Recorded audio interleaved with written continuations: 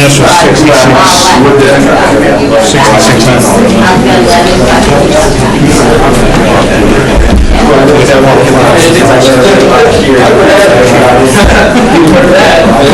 He said he didn't offer a trade-in because he could.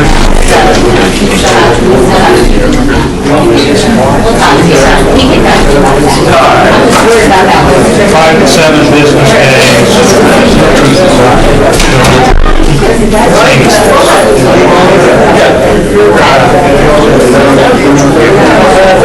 Well, I think, I mean, honestly, he wants it. I mean, he made a good point there, but this is closer than this.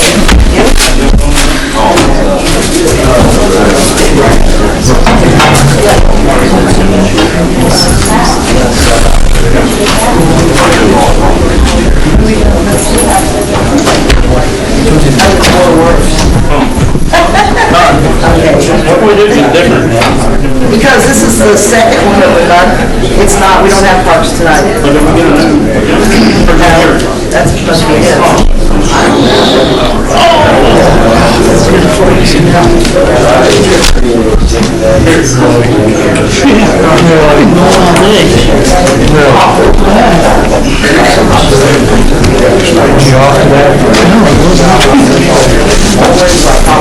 Maybe when I walk, you know that.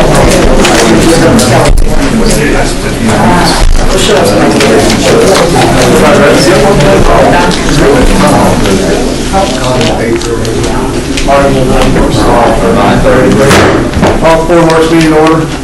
Roll call, please. Member Donnie Bryant. Here. Member Eric Cook. Here. Member Bill Bruner. Here. Member Mario Todd. Here. Mayor Dennis Carr. Here. Assistant Police Chief Mike Lanning. Here. Fire Chief Johnny Tremaine. Here. EMS Director Bobby Mills. Here. Attorney Leslie Rotal. Here. Utility Director Mel Davis. Here. And myself. Okay, any announcements? Yes, I have. Nick Dipper, Bronze medalist, Olympian. We're going to have a parade and everything for him when he gets back. Not too sure what date he's going to get back. Our marketing director lives right down the street with his mom and dad, so we're going to find out. So we're going to have a pretty good thing put on for him. We'll let you know in the paper, everybody, when we get ready to do this. Approve minutes of previous meeting. Second? Second. All in favor? Committee reports. Street ties and curbs, Aaron? Wrong board. Council. That's council. Whoops. You want Board of Works. Let's get right to it. Okay. Fire Department, Chief John Tremaine. I got a couple things here to go through. For everybody's information, I sent one of our guys to Michigan City 2 weeks ago to become a credentialed live burn instructor. He's completed that task, and we're waiting on results from his testing. Also, last week, Deputy Chief Rob Schutte and Captain Cliff Copeland went to Bloomington for juvenile fire setters training, and it's a state certification. And Rob's been doing juvenile fire setter for probably about 6 or 8 years. The state expanded it, and now they brought it back. So this is a positive to help identify juvenile fire setters. We think at times we have problems around here. Other cities have bigger problems than we got with this issue. We did have one locally, I believe in 2008, but it was worked through the program here at Lawrenceburg. So these two gentlemen were waiting on their results for their certification. Johnny, excuse me a minute. What did you send Cody to Michigan City for? What did you say that was? It's a live burn, credentialed live burn instructor. Light? Live. Live, okay. All right, I'm with you. And it's through the Society of Fire Service Instructors. Okay. That's who it is. You'd be the only one around Different County one. Oh, yeah, we took a 1403, which is a standard for live burns, in probably 2009, and it wasn't a certification, but now it is, and I'm reading the writing on the wall with this, and I think the state's probably going to mandate this, and we're just getting a step ahead, so we really enjoyed it. Also, just for FYI, everybody received a packet from me. It's standard operating, actually it's general orders. Used to be standard operating procedures and guidelines. It's for your review. I want you to take a few weeks, chew on it, and I'll take any suggestions with that. So that's something we're revamping at the department and to try to get it to flow better through the organization on how it sits now. The only other thing that I have is Bobby has been doing a lot of legwork here lately on getting prices on copiers, and actually we've got 2 quotes tonight. We've been having an issue, if you look, and been noticing your copies here in the past couple of months, they haven't been of quality. So Bobby called a couple of vendors, one was Cardinal and one was Waltz, and they come down and visited, and of course everybody's wanting business, and so what I got is 2 quotes, and I was going to run copies, but we'll just talk about them. Cardinal offered one for $6,600, and it's a full processor finisher. It's what we have now, copier. And then Waltz offered Kyocera for $65.58. And I would like the board's approval for me and Bobby to purchase the Kyocera. And what we're going to do is we're going to split the costs between the fire department and EMS. Any board? So move in and split the cost. All in favor? Aye. All yes? That's all I have, Mayor. Thank The you. motion would have to be for the, not as far as accept the lowest quote, right? No. What's that? The motion would also have to be accept the lower quote, is that? That's what we did go with. Okay, thank you. Sorry. Johnny, can you bring me those quotes sometime this week, because I've got a file. Okay. That'll work. Okay. Any more, John? No, that's it. Assistant Police Chief Mike Lane. Yes, Mayor, I'd like to ask the board for a work session for next Monday, reference personnel. As you all know, we finished up our final interviews on Wednesday for the police officer position, and I'd like to, if we could, do a work session to announce. At that time, we're still trying to finalize some things, so, 4:30? yes, that'd be fine. Go on the board.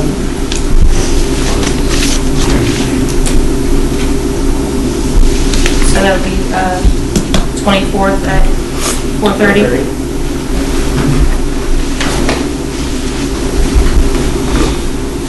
Anything else? No, that'd be it, thank you. EMS Director Bobby Mills. I know I got our run totals for January. We had 156 calls. That's all I have. How's the school coming? We're still in it. It's going good.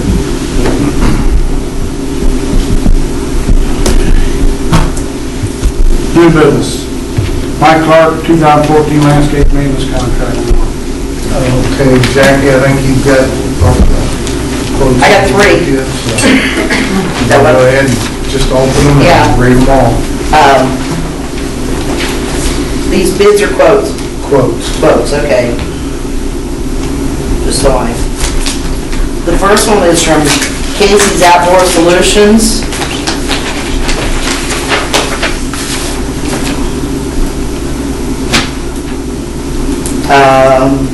Let's see. Should be pricing 1 through 19. Yeah, I've got conflict of interest, I've got E-Verify, there it is. He's put them individual. Yeah, that's the way we're supposed to. They're supposed to, okay, so we don't have any idea what the total will be. No, because it could be, each item could go to a different company. Okay. Well, that's the first one. You want to read those off, Jackie? You want to, huh? Yeah, go ahead and read those off if you would, please. I'll see you tomorrow. Gateway mowing included is $10,850. Center Street parking lot behind 301 and 323 Walnut is $1,625. Walnut Street, High Street to US 50 Streetscape is $9,925. St. Clair and Center Street parking lot, $2,650. City Hall, $2,380. Arch Street Park, $2,240. US Bank parking lot, $2,575. Police Station, $2,880. Firehouse, $5,200. Tate Street Pool Area Parking Lot and Skate Park, $7,580.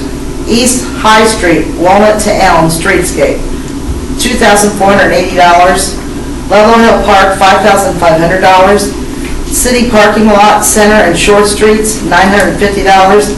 Bike Trail, Trailhead and Bridge Landscaping, $5,150. George Street Park, $1,680. Main and US 50 mowing included, $2,980. Tate Street Center Island at Front Street, $1,780. Tree ring pre-emergent, $1,500. Todd Creech Park Memorial, $1,680.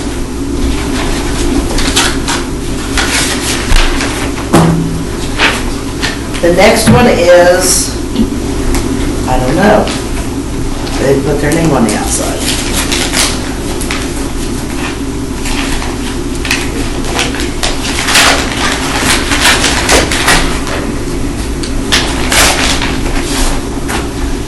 Goodwin is this one. Goodwin Landscaping. And his list is Gateway, mowing included, $10,482.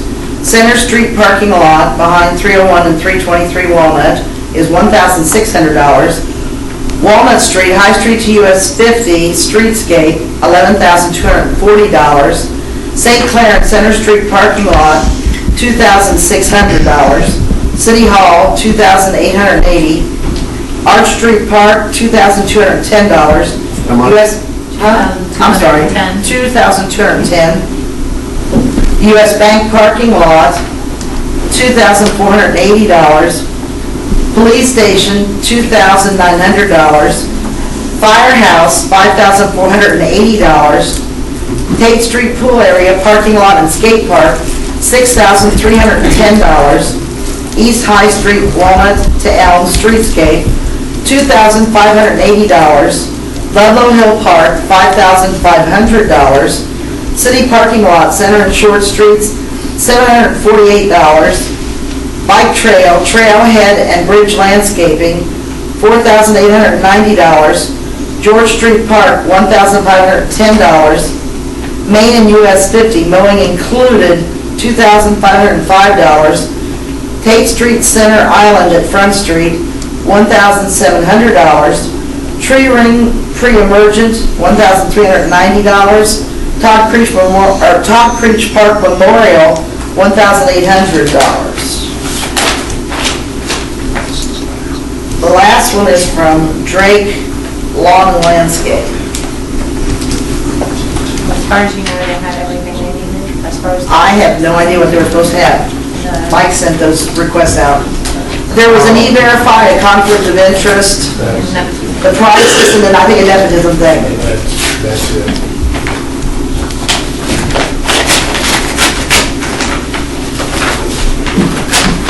Now, I will tell you that The only thing Drake supplied us with is a list of the prices.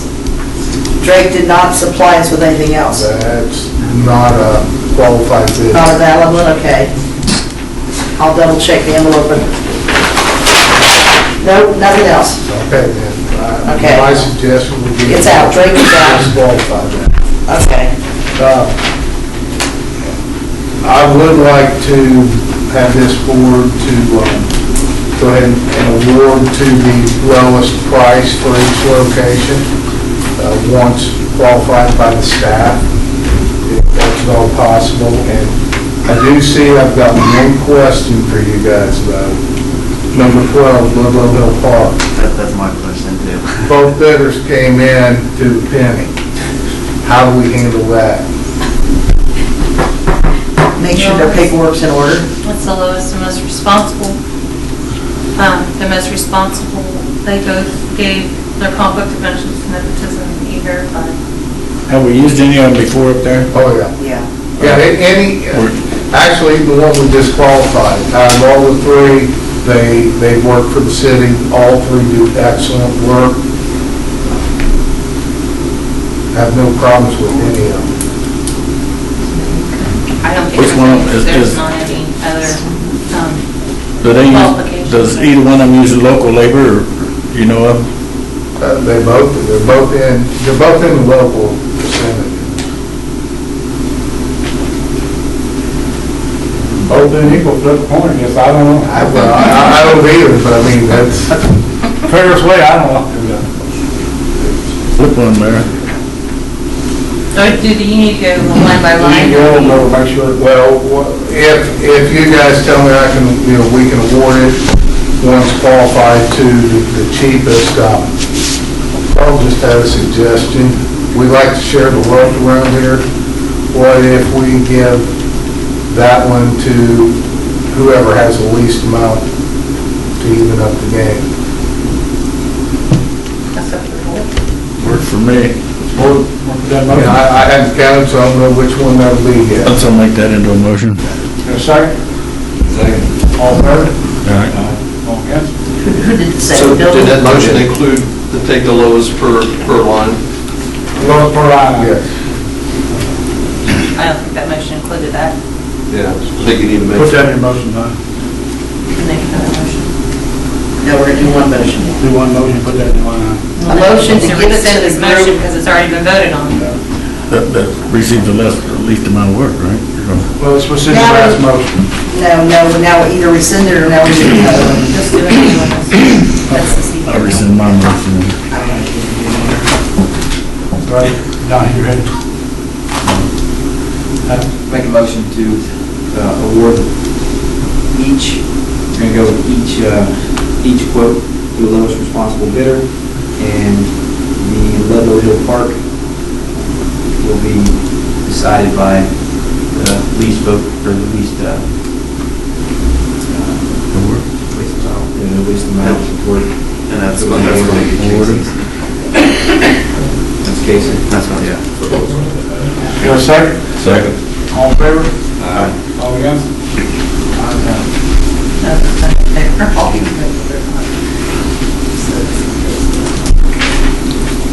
Mike, you get Pioneer Village change order 3? Yes, we had that submitted, and I would like to turn that over to Mr. Todd. He can probably give a better summary of that request. Thank you, sir. On the second page, you'll see $2,409 for a change in the soffit from a vinyl soffit to aluminum soffit. The reason for the change is just the wear factor. If we're going to take these individually. Come that wasn't called in the engineering of this thing. That was engineered with a vinyl soffit, non-vented. You want to go to the metal because of the wind? Correct. Correct. It's just a little more maintenance free.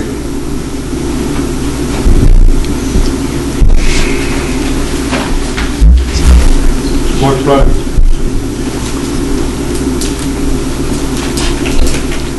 Make a motion to go with the change order. Your second? Second. All in favor? Aye. All against? Ayes The next item would be on the third page. The amount's $5,155. The changes, drainage and elevation changes for the parking lot area and adjacent area in front of the old existing cabin.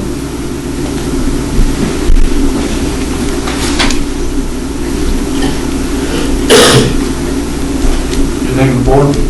Though it says Dave Miller Contractors, it's actually still through the general contractor, which is Maxwell Construction. What was it, there's some drainage, had something to do with soils? Yeah, we had, our big change order was due to the soils. Actually, it was like an underground structure that just got covered up. This is more, especially like a day like today where we had rains and the snows, this allowed to drain off the lot. Are we talking about the $5,100 or the $5,670, Mario? This would be the 5155, I'm sorry, add the 10% would make it 56. Okay, that's fine, I just want to make sure I got the right number. Correct. What's the 10%? That is the subcontractor's markup.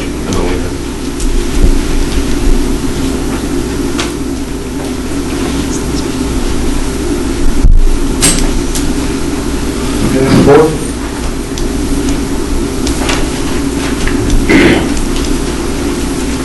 Make a motion to go with the second change order for the drainage. Your second? I'll second. All in favor? Aye. All against? Done. That's all I had, Your Honor. Okay. That's the bill tower, EMS and all. Your packets, this is the EMS interlocal that was requested by Mr. Mills. They had told me, I talked with the county attorney, and I know that you wanted to go with 50,000. We need to go with that next year, because they've already done their budget, so they've not budgeted 50. Okay. I didn't think that was unreasonable. We just need to make sure they know at the end of this year that we'd be looking for an additional $10,000. You better tell them about June or July when they do that. Yeah, that's You right. know, That's what I meant. No, okay, That's just, what I meant. I didn't know if you. Well, we were hoping they was gonna do that this year. I'm sorry. We were hoping they was gonna do that to us this year, but it didn't pass. You don't think that's gonna happen? You I don't mean, think that's gonna happen? I went ahead and put 40 in here, but I mean, if we want to go with the 50, I don't know that they'll sign it. 40. That's the problem, so.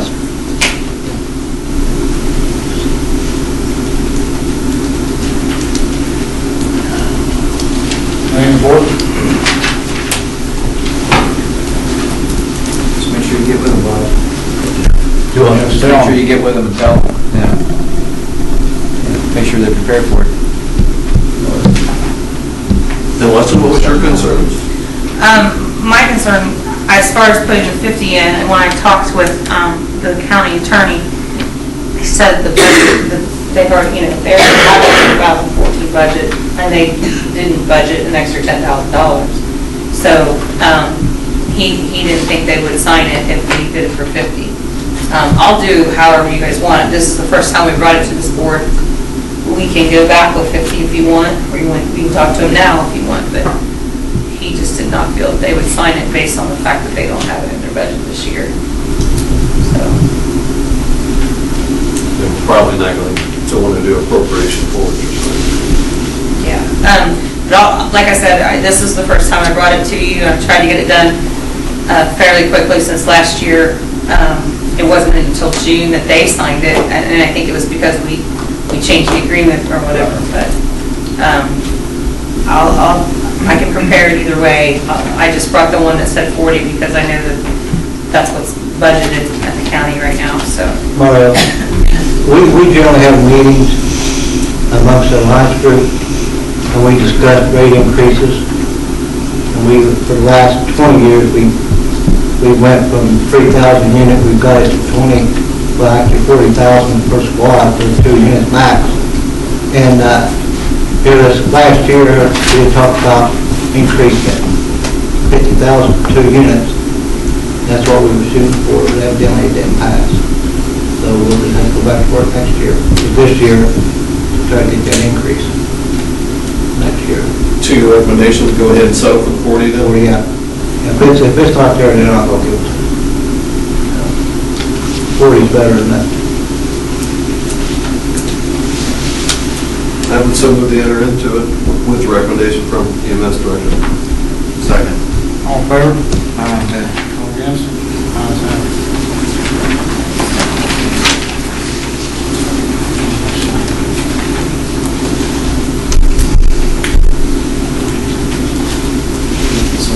Maybe that too. Great.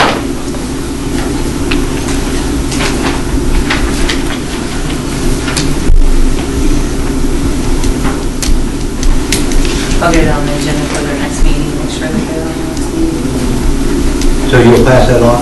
Yes.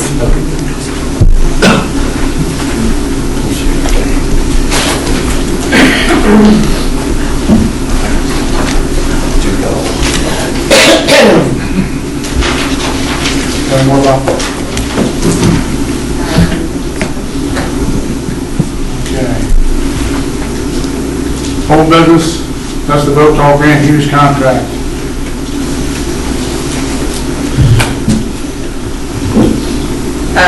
It's in your packets, it has not been changed.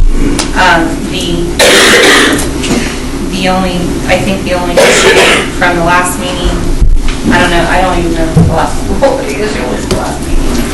Was it because? I think it was the money as far as appropriation. The budget was, Jackie, correct me if I'm wrong, but the budget was reduced to 80,000. That's what I thought. That's what I got. And the salary ordinance was also adjusted down to 80,000, which would. I don't know about that, but. Okay. My understanding is that's what he would have made the first year he was here, which would have been 2012. In 2013, according to his contract, his amount should have been 82,560, which was originally in the budget. And I think the motion during council to drop it down until he signed the contract. Is that correct? Okay.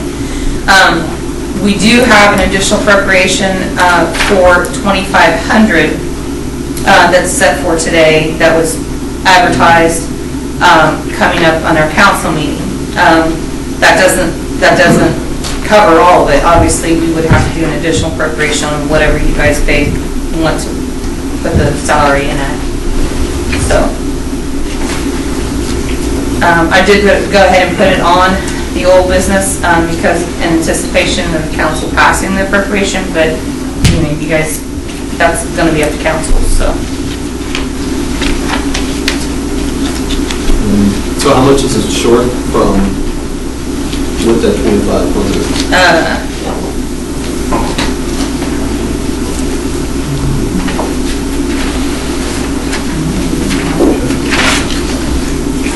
Based off of It's $60 short on the first one, and it should be 85,202, Leslie? Yes. No? Okay. that's what you're shooting for, is 85. So yeah, it would be $60 off the first, and then 1,582. So 1,642. Is that correct? I don't know. My math is not awesome. Let me double check my math. Is this something we should not table till council agrees to appropriate this money or what? Contingent upon additional Appropriation. Yeah. And at this point,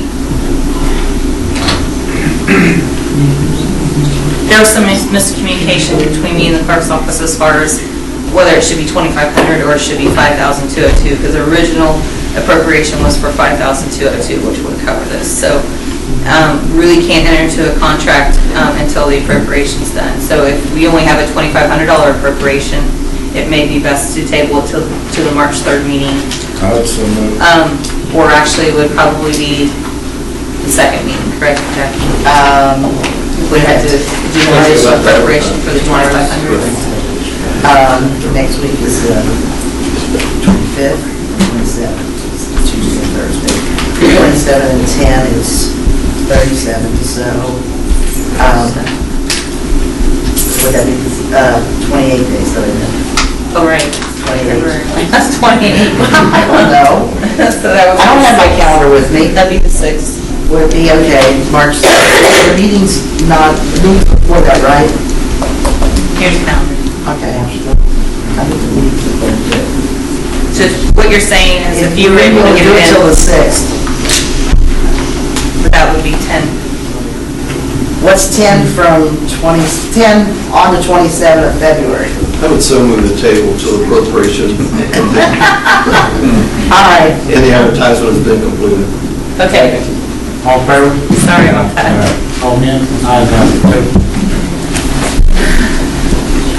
Mario Todd Affordable General Contract, Nicole. That's tabled, Your Honor. We're still waiting for one quote, and it did come in today from Coy. So we'll table it till the next meeting. Okay. We'll discuss claims for approval. Second. All in favor? Motion adjourned? Second. All in favor?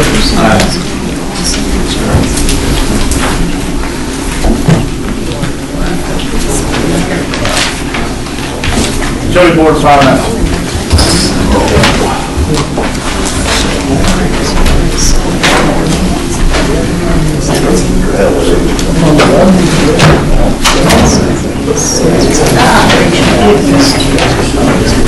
Not a thing.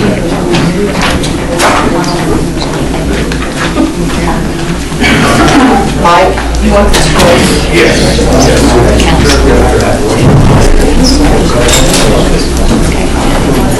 So then I need to back to the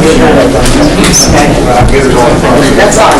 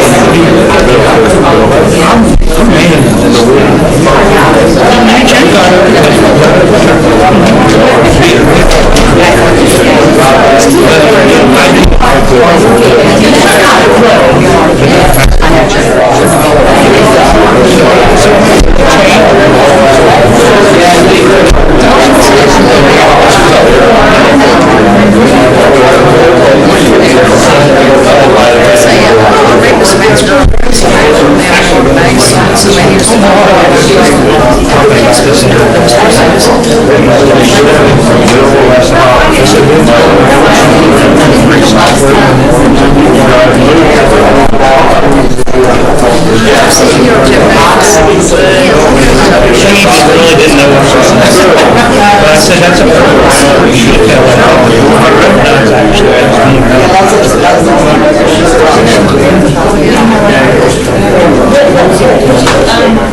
But I do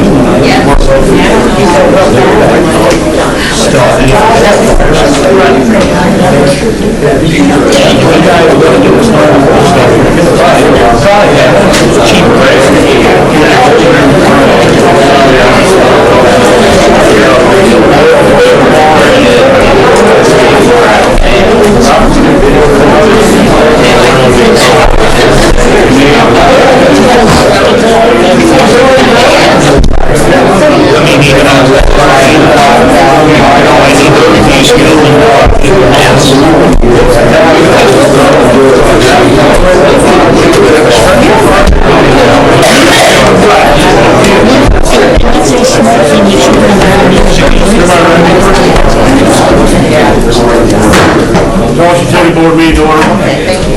Roll call, please. Jane Poe. Present. Aaron Cook. Here. Bill Brunner. Here. Mike Lawrence. Here. J.R. Holcraft. Leslie Botoff. Here. Mel Davis, Utility Director. Here. Mayor Carr. And myself. The announcements? Yes, sir, Your Honor. I'm going to ask the board's permission to leave as soon as my reports are finished. I fell, and I'm still having a hard time sitting for very long, so I'd like to bail out as soon as the utility board meeting's over with. You're not allowed to go to Indianapolis anymore, No, You fell in Indianapolis. fell on the ice and hurt myself. So. Board have any problem with that? Okay, no. Approved minutes of previous meeting? Second? Second. All in favor? Aye. Committee reports. Thank you, Your Honor. Tomorrow, we have a meeting with the LCD in Greendale to discuss some potential pole relocations along the Greendale levee. That's about all I know about it, so when I find out more information, I'll get it along to you all. And in your packet, there was a brochure about a new IMPA program that will help potentially help the industrial and commercial customers in our systems. I'm going to send those brochures out to all of our industrial commercial customers, and there's contact numbers, and I'll have more information to go along with that. That concludes my report, Your Honor. Thank you, Mel. New business, Mike Lawrence, Utility Director replacement. I just wanted to follow up. Mel announced his retirement. Just find out what goes on about the board, or about the replacement for Mel's position. The HR person's got a job description. You guys would probably ought to stop in and see it. Talk to her, and we need to probably get out advertisements. And is it possible, can she email that description maybe, or? Sure, I'll tell it to you. And can Leslie or somebody kind of explain how the process works for the utility? Yes, I can definitely do that. I don't believe our ordinance addresses it, but there is statutory statutes, I believe, on it, so I'll definitely have that for you. Is it the board that votes for the hire of the person? I think there's nominations done by the board, and then, the final vote, I'm not sure on, but I do think that there's nominations by the board. But to be honest, I have not looked into that Is issue. that something you're going to Yes. research? I'll have it for you at the next meeting. So, Mike? Yes. Mel Davis, Utility write-offs. Yes, Your Honor. In your packet, you have three separate items. We do this annually. The first one is a list of accounts billed prior to November 12 that have been deemed uncollectible by the collection agency. The total for that is $4,556.68. 4,000 what now, I'm sorry? $4,556.68. Okay. The second piece of information, Can I ask a question? Oh, sure. On these, the names that's on here, now, can they get utilities put in their name again before they have to pay that amount? No, sir. So they will still have to pay that amount? but we, with the State Board of Accounts, we're required to request that the write-offs to clear our books. But no, we still keep a record of those people, and they can't get utilities. So they will have to pay it if they move back to Lawrenceburg and Region. The second one is a list of accounts that billed after 2012, November 2012, that have balances less than $12, and the cost to collect those would be prohibitive. That total is $20.02, and the same thing applies to those people. Until they pay their balance, whatever it is, they can't get utilities.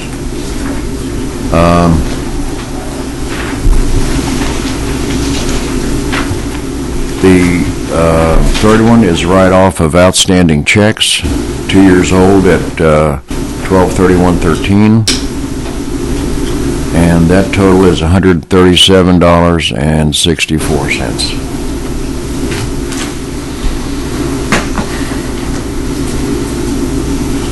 I know it's my name, so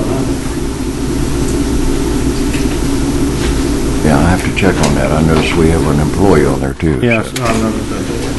I'm not worried about mine. I'll check on that one. But anyway, those are the three things we have to take care of for the State Board of Accounts.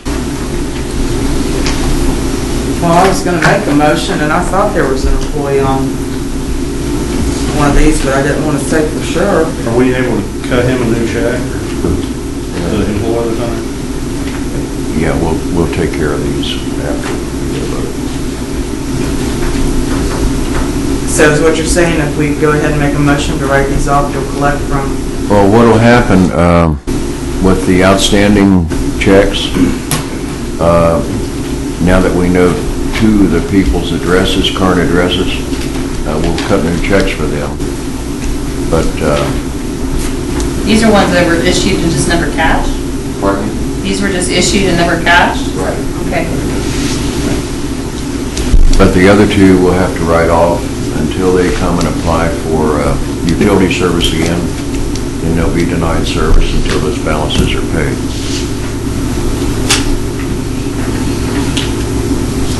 Okay, so the write-off for outstanding checks, 2 years old at 12/31/13, Yes, have just never been cashed? right. And why weren't they cashed? Because they didn't owe the I money? don't have any idea. We got them back in the mail, most of them. The other ones, I don't know why they haven't been cashed. Can I make a motion on the one that people never cash their checks, that the one employee that's on there, because we know how to get a hold of him, that we issue a new check for him, and, There's one customer on there also. oh, mine? I don't know. Well, I know, but now that we know where to find you, we have to reissue the check. The two checks ends reissued. Yeah. Put that in motion. Yeah, that was my motion. And second, Second. all in favor? Aye. All against? Ayes have it. If Mike doesn't cash it this time, this mail it to my address, I'll cash it. Send it to the little boy. You can do that after you take care of it. And then I'll make a motion that the other two accounts that are for collections that are unable to be collected be wrote off. Second, Second. all in favor? All against? Ayes have it. Okay, you guys can just sign all three of these sheets. Thank you. That's all I have, Your Honor. Okay, any old business? Hearing none, review and discuss claims board approval. So moved. Second, Second. all in favor? Aye. Motion adjourned? Second? Second. All in favor? Aye. Congratulations. United States of America, and to the republic for which it stands, one nation, under God, indivisible, with liberty and justice for all.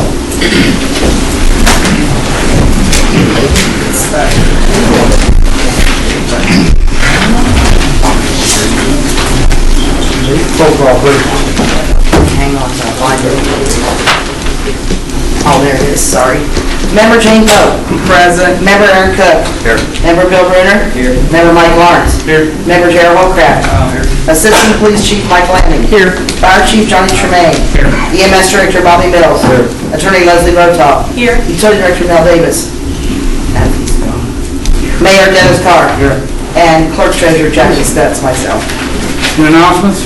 Yeah, I have two announcements. One, you mentioned earlier, I was going to mention congratulating Nick Gepper, and I was going to mention like having something to congratulate him, but I guess you and the marketing director already have that in the works. We got some pretty good plans. We're waiting on what date he's coming back. And then the second one is I've had questions about the city auction. I know we talked about it in the past. Is there a date for that, or? They don't have enough material to have one. Because the community center, I'm on that board, and they have some stuff they would like. Well, they got quite a bit of stuff. Yeah, they've got some exercise machines and stuff they would like to get rid of in that auction too. Get a detailed list of what they got, and we'll put them together on that. Okay. We probably ought to wait till weather breaks though. For that. I'll get a list from. I'll call them tomorrow and have them start getting a list together. Well, and then maybe the best thing to do is first, to make sure, let all the departments know that we're gonna have one, and if there is anything. We'll have probably April or weather for you, might have that. We'll set that up. Approved minutes of previous meeting. I got a correction, Mayor. Go ahead. City council meetings, page 4.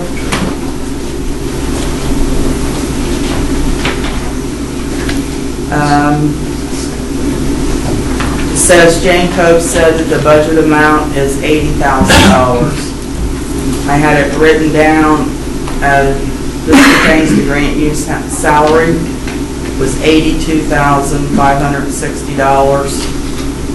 And the budget book verifies it on page 16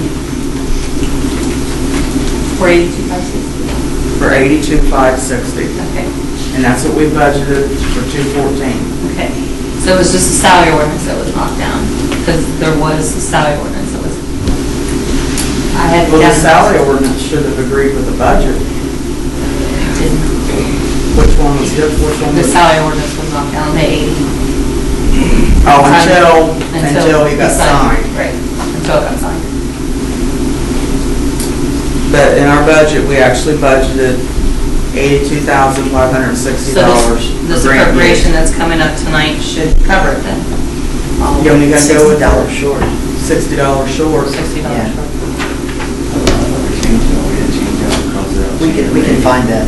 Okay, Yeah. you can find $60. It's not gonna be a problem. I think we crossed out and changed it to 80. I thought we did too. Well, this is the second handout, the last one adopted on October 28th, 2013. Yeah, okay. So maybe it was just the salary ordinance that we did. I have a copy, but I don't have it back there. So what are you saying, Aaron? I think that we crossed this out and made it 80. We're just going through line by line during the budget process. Well, either way, if we made it 80 and we give him a year raise, it's still gonna equal to that amount, right? Yeah. But you're saying in the minutes, it's, The minutes need to reflect that Jane Pope said that the budget amount is $82,560. Okay. Any more, Jim? Okay, any approval? Okay. I'll make a motion to accept the minutes with the correction. Second? Second. All in favor? All against? Committee reports. Street curbs, Aaron Cook. No report on currently, but I'm sure we'll be, have some stuff come up here next few meetings, potholes, when it's ice all falls. I smells to see how many curbs are done. Yeah. Finance, D.R. Holcraft. Reports in effect. Fire Department, Bill Bruner. No report. Assistant Police Chief Michael Henry, No report, Mayor. Fire Chief John Tremaine, No report, Mayor. EMS Director Bobby Mills, Okay, no report. Building Department Carl Simon, No report.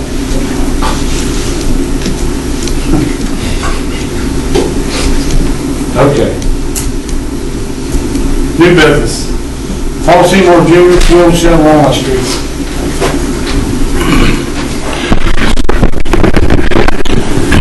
I come in here tonight to voice my opinion on how unhappy I am. A couple of weeks ago, I was given a grant by Main Street. I want to be treated the same as everybody else. That's my only hope. Don't think I was, and I'm not happy about it. And I don't feel like that if I just sit there and don't say anything, it needs to be straightened out. I went through a application process, and when I went in, I was told that I had to get my building permit. There was a grading chart. You get graded on your previous projects. 2 weeks ago, I heard how good a job I've been doing in town. Some of you other people heard it.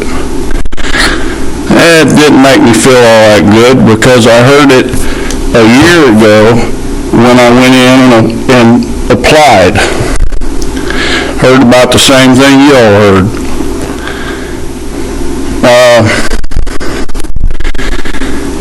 What's aggravating about it is I went through a process, I did everything, I waited, I worked on the building, never heard anything. I went in there a couple times, talked.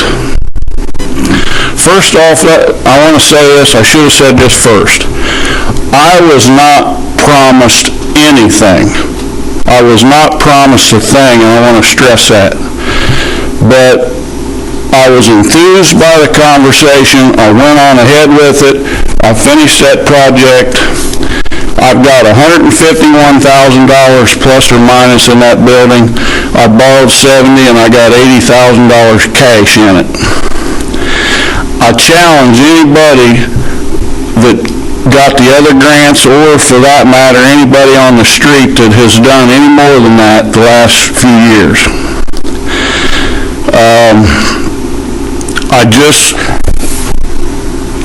It really aggravates me that people got money that are not willing to put money in their building. I know it's right across from the convention center, guys. I'm all for the convention center. I know that some of you don't agree with the convention center, but I've been for it and I am for it. But you look across the street, you put the money in them buildings, you look to the right, you go down towards the buildings across from the Votals, they just put a nice building in down. I don't know how we can pick and choose like we do sometimes. And I'm here to voice my opinion because what went on for the last year with me, in my opinion, was not right. I will be fine, but here's what it does to a guy like me. You wonder why nobody's putting any money in on Walnut Street because of stuff like this. I had numerous amounts of people that wanted to rent that building. I ended up with 2 people. So far, they're very happy. I'm happy with it. I'm 57 years old, and sometime around when my daughter's probably 60 or so, she'll start probably reaping the benefits of it. I've got way too much money in this project, and I'm flat out disappointed in how I was thought about.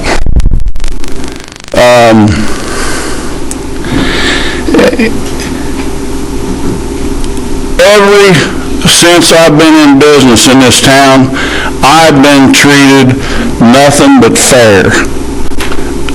We do a good bidding process. When I'm doing the jobs, there's nothing that goes on. This is the first time that I've felt like I felt. And I sit back and I wonder, should I do this or should I do it? Am I cutting my throat or not? But the truth is, guys, somebody's got to say it. And if it ain't me, it probably ain't going to be anybody. And I just got a real problem with what went on, not only with Main Street, but, you know, I look at this council, and we're putting money in Brookville. We're putting money all over the county. We're putting money in 10 counties. But how much of a commitment have we made to Walnut and High besides the $52 million? And I don't mean to make that sound bad, but you in my opinion, you need to pull back the reins a little bit and do something for people right here. If you're going to get people coming downtown, it seems to me like you'd want to help the people that are willing to put their money in it, not so much the ones that sit back. You know, you got to wean them a little bit here and there. I mean, how many times are we going to give certain groups money? Guys, it's aggravating. And if I've said anything wrong here, I haven't. So I ain't going to apologize. What I said happened to me. It's a fact. It came from me, and I'll say it and I'll stand behind it. I'm not happy with what went on.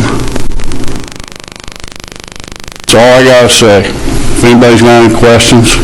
Oh, I got a comment. You know, I've been supporting you. I went over and I seen your building, seen what you accomplished. We had a discussion, and I heard that the people that you rented to, certain people wasn't happy with your renters. We would have rather had any renters, but I say any renters is better than no renters.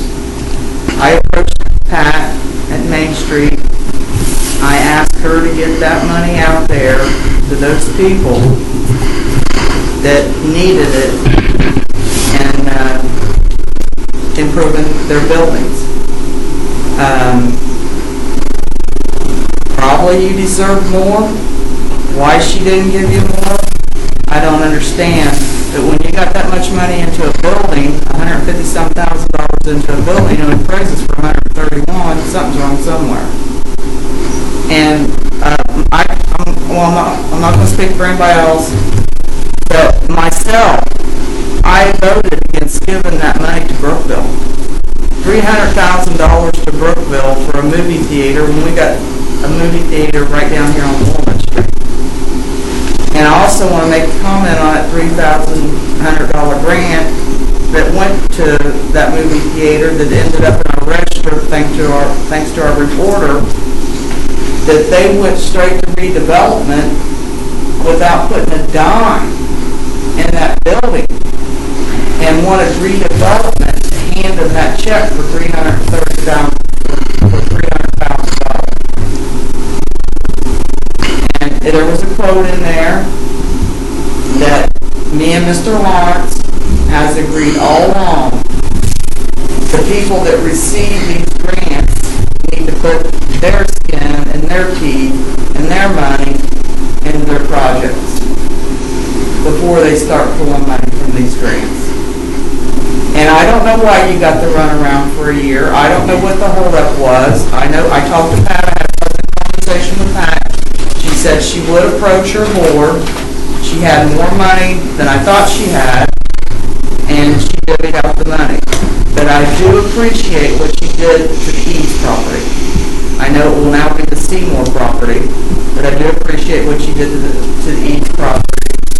And if there's any way we can help you in the future, if you're still willing to invest and work, I'll support you. Well, here's the problem, Jane. I just put $80,000 cash in a building over there, so as a businessman in town, here's simply what it does for me.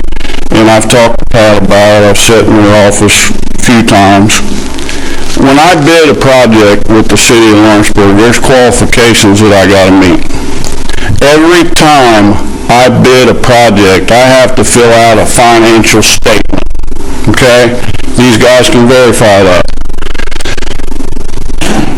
My financial statement now, because to be honest with you, I just took $80,000 cash and put it in on that street over on Walnut Street, and it turned it into about 35 or 40 grand just like that. Now, can I afford it? Nah. Will I make it? Yes. I'll be fine. But there's two things that I'd like to point out here. Pat Kreider is not that unorganized. She's a very organized lady. She just did not find $86,000 at a redevelopment meeting 6 months ago. I'd been putting pressure on it. I was worried. I wanted it to happen. I took the money out of my houses over here so that I could finish this. I told you guys I was going to finish that building, and I finished it. So now the situation I'm in is, let's say these guys come up with a project for $200,000. I'd love to do it. I've got to do all this financial work. I've got to go to my accountant, and now all of a sudden, I don't know how my financials are going to look. Hell, I don't understand looking at them anyhow. I count on my banker and accountant to communicate because anymore it's complicated. There was a program out there for $25,000 up and $25,000 down. There's a guy down here on the end of the street that he's putting good money in his buildings. He's probably got the nicest building on Walnut Street, the nice blue building. I was told we need to get retail. We need retail. We need retail. That's fine. We can have differences of opinions. Right now, I wonder how he feels because he's up there doing one heck of a job trying to put in a restaurant up there. I don't think he's had a bit of help, but I wonder how he feels with people on each side of him getting that free money, and the people on each side of him ain't got to put a dime in it. So it's not only me, but it's the people you're inviting to come to Walnut Street to invest in this property. What kind of message is this going to send to them? You guys, I'm not blaming this on Main Street. She was afraid to come in here a year and a half ago to ask for more money because of all the turmoil that's been going on. Do I feel like I got represented well? Absolutely not. I want to come to Walnut Street or anywhere else in this town, and we've been willing to invest our money. I came back here to stay. I want to build a house over in the corner. I don't know how many people that you guys are going to get to walk in this door with the commitment that I've put in it. I bought everything local. I've got employees. All my subs are local. I've done a good job, and that is the way I got treated. It ain't going to happen again, and I don't think that it was a preference. It was there. If I wouldn't have been forceful, I don't know that I was forceful. I went in, I visited, I talked to her, but if I wouldn't have done that, my name wouldn't have, well, first off, if I wouldn't have done it, she wouldn't have came in here and gave you all a report, because I asked her to. I begged her to come in here. I did too. I asked her how much money she had, wanted a report, wanted her to get it out to the people. That's all I gotta say. I think you guys got the message, but in the closing on this, we're not any closer to helping people on Walnut Street that deserve it. Not a bit. I'd like to comment some to Paul's statements. I think, Paul, you've heard me say a couple times anyhow in redevelopment meetings. I think if somebody doesn't put up 2/3, they shouldn't get anything. I have to say you spent well more than 2/3. About the retail business, I think any business is good. I'm sorry that some people don't appreciate professional services, but I do. And I'll tell you one thing, if we didn't have professional services downtown right now, I wonder who would be eating in the little restaurants that are down here. I believe those professional services are probably most of the people that's going in there right now. I appreciate every business. And if people own businesses or buildings and they don't want to invest money in them, they should sell them. And we have city ordinances to enforce on some buildings that are in such bad shape. We need to enforce those ordinances. And I'm not for handing money out. I voted no to Franklin County and told them they should appreciate what they got in the past from this city. I voted no to Brookville. And I said, we got our own theater right here. We're not doing anything for ourselves. Why should we do for you? Voted no. And I have to agree with what I read. You know, one building, they're putting out $1 in it and getting $25,000. I think it's ridiculous. And I think that this board should consider never giving another dollar to Main Street to give away in grants, if that's the way that they give them out. That's my belief. Well, in that case, I might be doing something real stupid here, but if Main Street's not going to get another dollar from y'all, I'm going to give them that 20 grand back. I don't want it. That's all I got to say. Which I did say for grants. Okay. Besides the call, that one call? Yeah, absolutely. Back up to the podium, please. Paul, will you explain that last statement? Why you're going to give that money back? If we decide not to fund Main Street, you're going to give the money back? Well, it's got nothing to do with you deciding. It's got nothing to do with you deciding. I don't feel like the $20,000 was ever something that was gave to me. I feel like that I went in and practically begged for it. You know, I mentioned it once and I said, you know, I hope that I get treated good. You know, we're putting, and I'll try to remember the figures here. We're putting $19,800 into Jeannie's Wellness. She ain't ever open.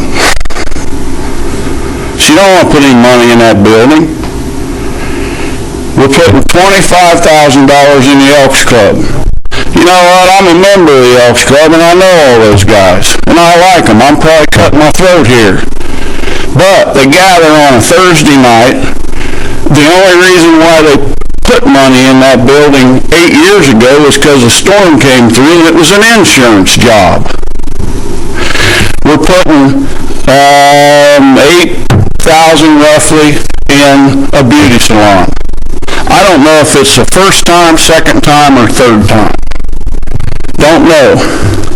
We're putting $6,000 in a bicycle shop. He doesn't even own it.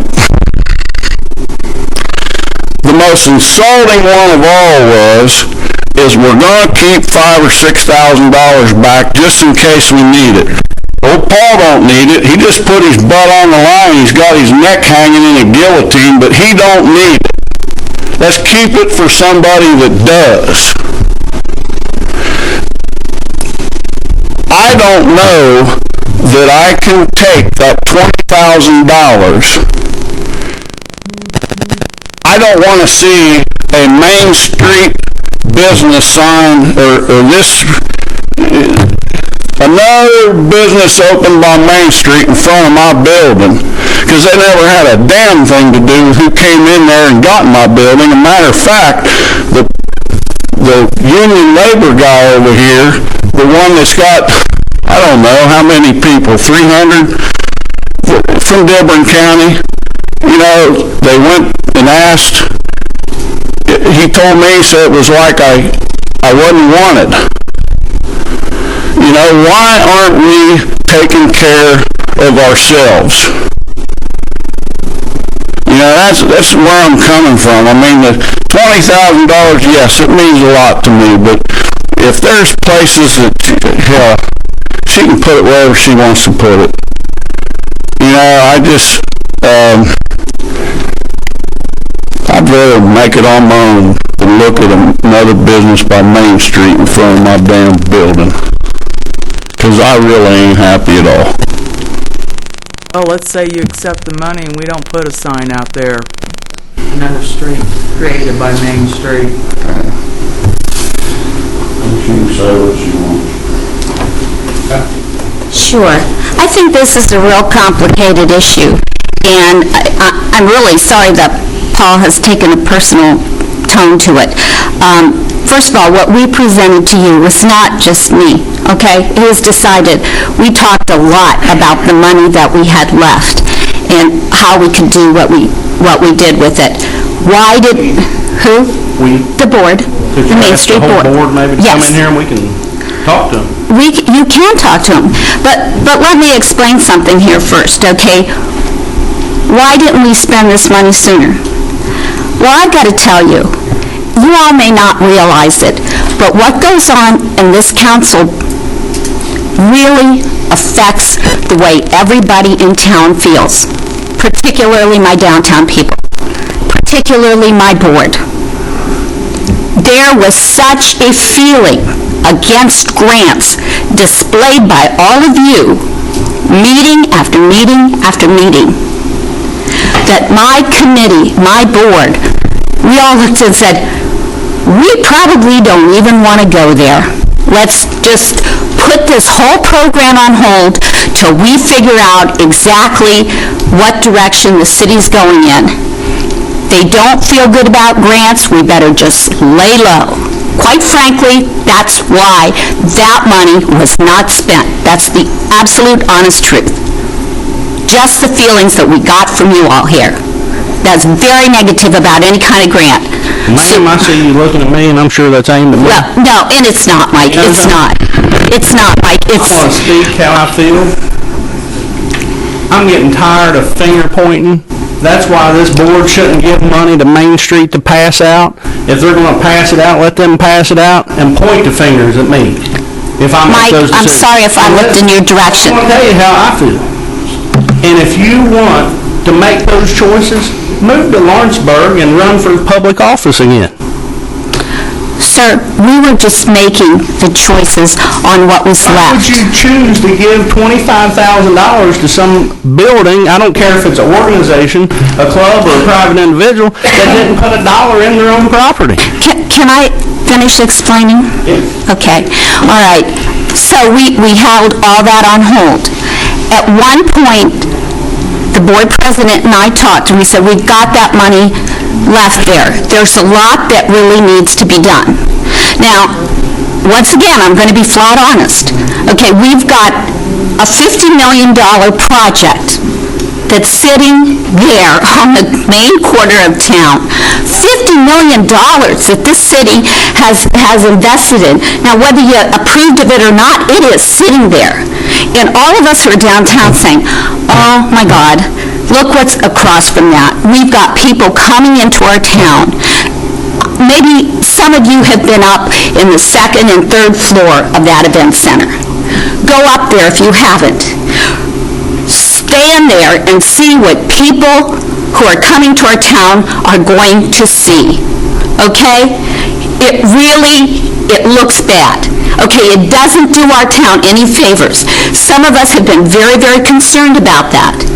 Once again, I know everybody's very nervous about giving a grant or doing anything, but honestly, the truth is, and I'd like you all to come and have an open work session with downtown businesses and downtown property owners, because the funds and the resources are they're just simply not there.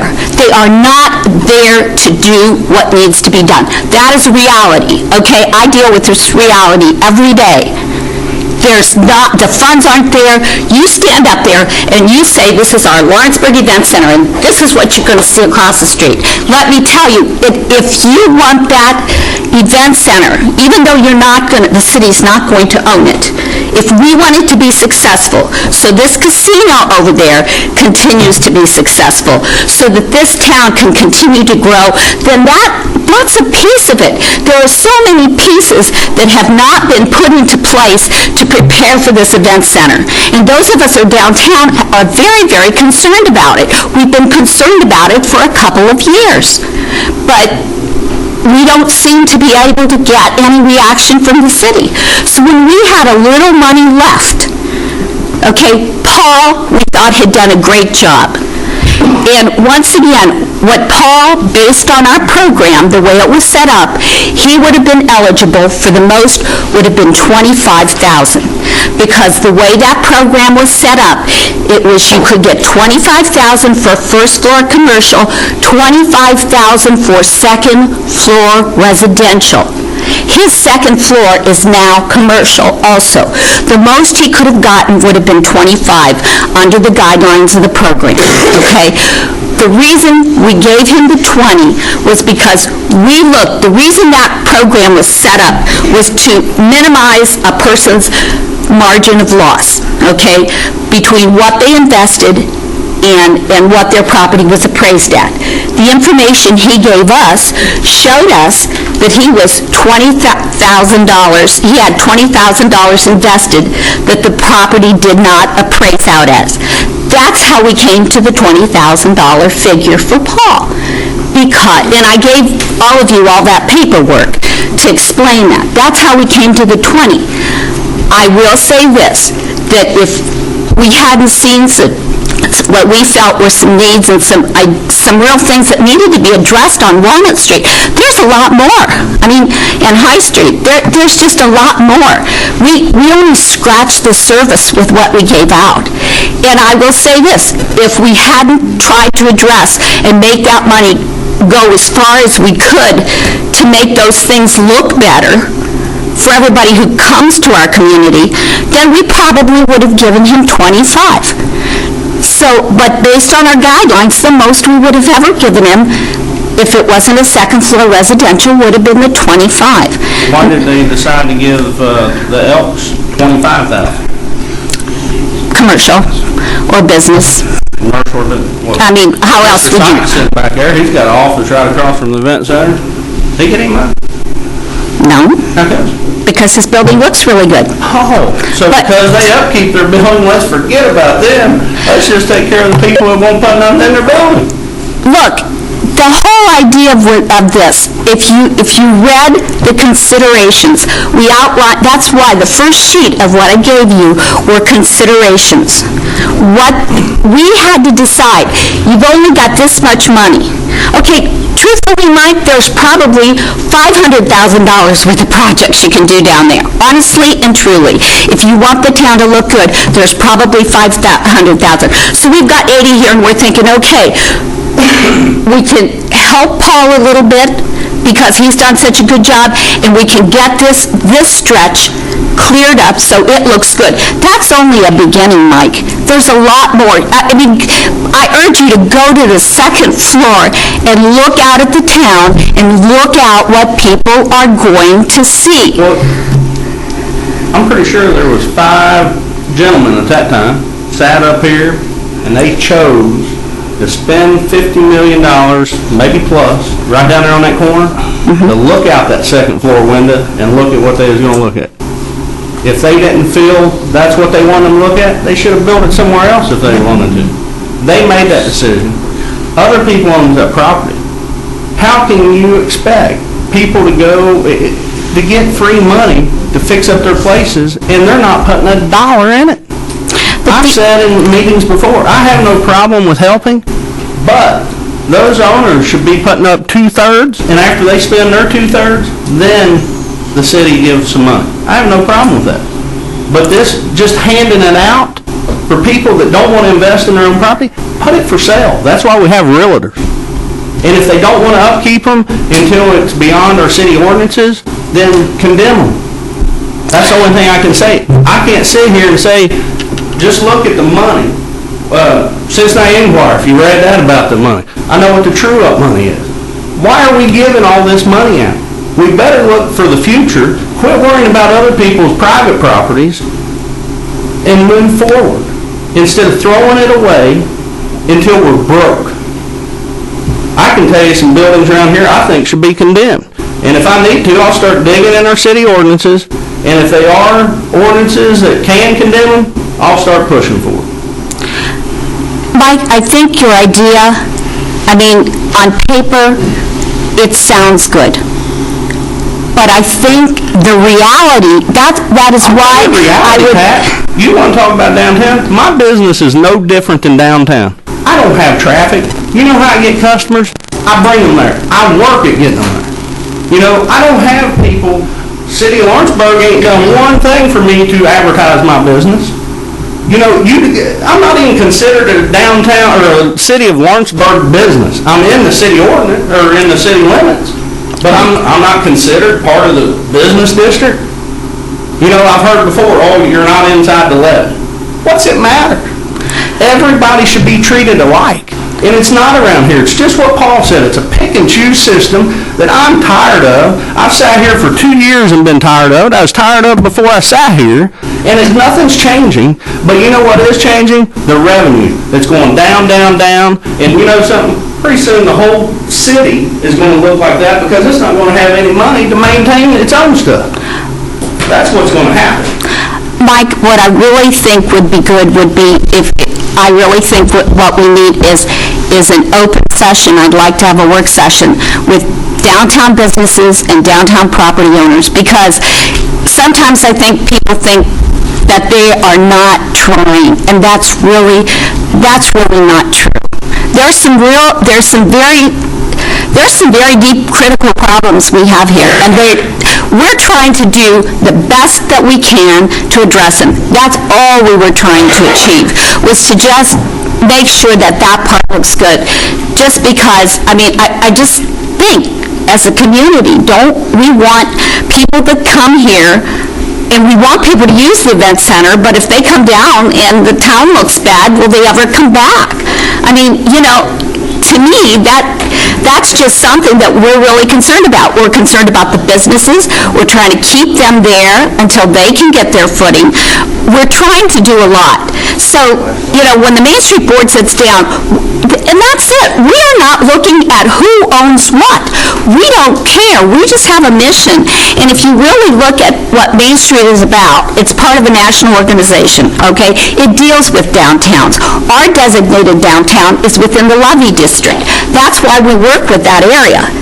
Okay, that's our job. I mean, we're just working with the resources we have and with the outline that we were given some 20 or how many ever years ago it was started. That's all we're doing. And if people don't like what we're doing, there's choices every day. Those people that got the grants aren't the only ones that need help. There's more people that need help. We just don't have the resources. We were just trying to stretch that money as far as we could with the needs that we had down there. And unfortunately, if a person isn't in on that discussion or doesn't have all the materials that accompanied what we gave you, then they don't understand. You know, honestly, this idea that the same people get things, it's pick and choose. You all pick and choose all the time. Every decision is a pick and choose. I'm not prejudiced against anybody. I would have loved it if I would have had $280,000 to go further down this street to fix other things up, but I don't have it. And we tried as hard as we can. You have to understand, ours was a very, very sincere effort to try to cover as many bases as we could. We weren't trying to upset anybody. We're just trying to do the best we can with what we have. And the problems are very significant. So I hope you understand that. And I really do hope that we can have maybe a work session, because I think you all will understand what's going on down here a little better. And Mike, yeah, what you're saying is great, but the reality is it won't happen that way. That's all. I'd like to make a comment on the grants. You might want to start looking at bringing more professional services. maybe we'll have more business in town, more money coming in. And I just wanted to say about the union man, we talked to him and we gave him various suggestions of places that he could go. I didn't know Paul was going to have a second floor space that he wanted. I thought his second floor space was going to be for a residential at first until it changed to commercial, because we talk to everybody who comes down. We give them whatever we have. The problem is this, is we don't always have what they want, the amount of space for the amount of money they want to spend. And then we have a lot of space that, quite frankly, because it hasn't been rehabbed, it's not available. But I did talk to the gentleman. I don't know why he had whatever feeling, because I had several conversations with him. Thank you. I got a comment on the grants. As I sat up here as city councilwoman for District 1, I became more enlightened. I learned more. I seen more. I didn't trust the grant system that was set up through the 10-county grant program. More and more was revealed to me as I researched and I looked into it. I'm not against grants. I think we need grants, and I think we need to keep them downtown. I voted against the Franklin County grant. I voted against the Brookville grant. But it's not that you can say this whole council up here is against grants. I know I'm personally not. I just wanted to make sure that when we gave out a grant, it was going to be used correctly, and it wasn't going to be tied to nepotism or kickbacks here, or, I'm not going to mention any names or anything, but it made me very, very leery of voting and on any grant. And I still am leery, and I'm still not satisfied with the way the 10-county grant ordinance is written up. I'm not satisfied with the way the 10-county grant guidelines are written up. I agree with Mike. More money should be put in by the people. Their money should be put up first. The grant money should fall behind. And we've given out, not me, this city has given out millions of dollars over the years in grants, and there's nothing there. I would like the record to show, I am against the 10-county grant program. Sure am. If we're going to have a grant program, let's call it the hometown grant program. Well, Mike, one of our thoughts was, you all might not, okay, one of our thoughts was, and you might not like this, is that we look at some of the projects we have downtown, roll them up into one program and present them to the 10-county grant program. But I will never be forgiven, I don't care what it is, $1 for somebody that's not putting money in.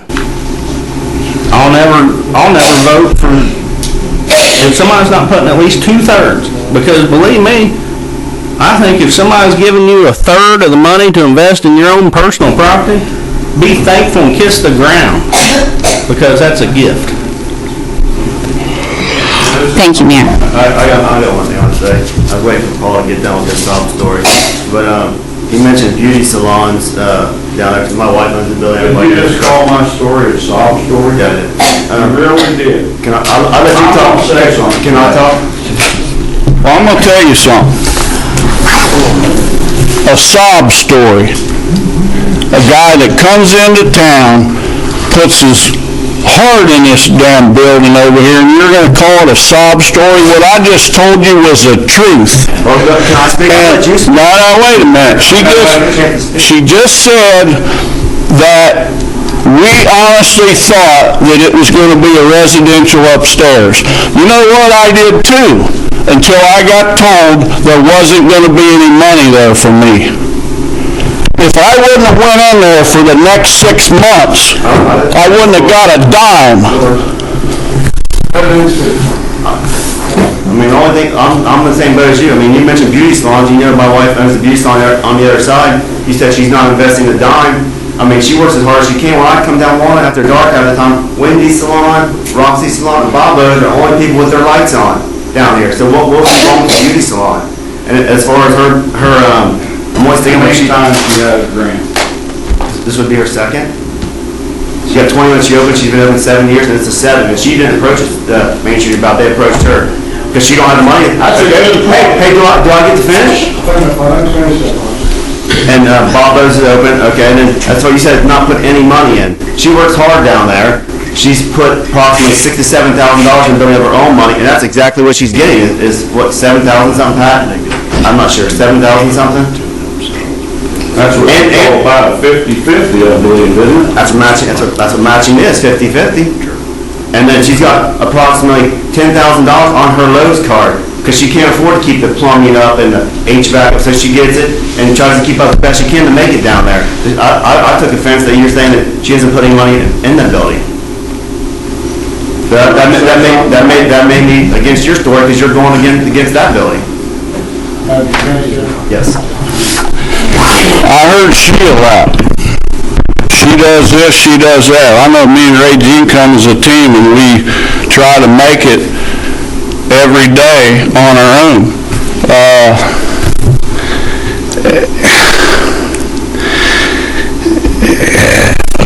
She can take that 20 grand. I'll tell you what I'd like to see done with it. If we're looking out the windows of the event center, we're worried about what it's going to look like, why don't you take my $20,000 and go talk to Jimmy Thomas and see if we can't get that blue tarp off his roof. I'd rather see him have a new roof than you have new windows. Well, she would put all that in, she could afford it, but she can't. The paint's coming out. If it's all about looks, get up there and look out that window and see what you're looking at. Let's move on, we can get around all up. Besides Paul, FEMA requirements.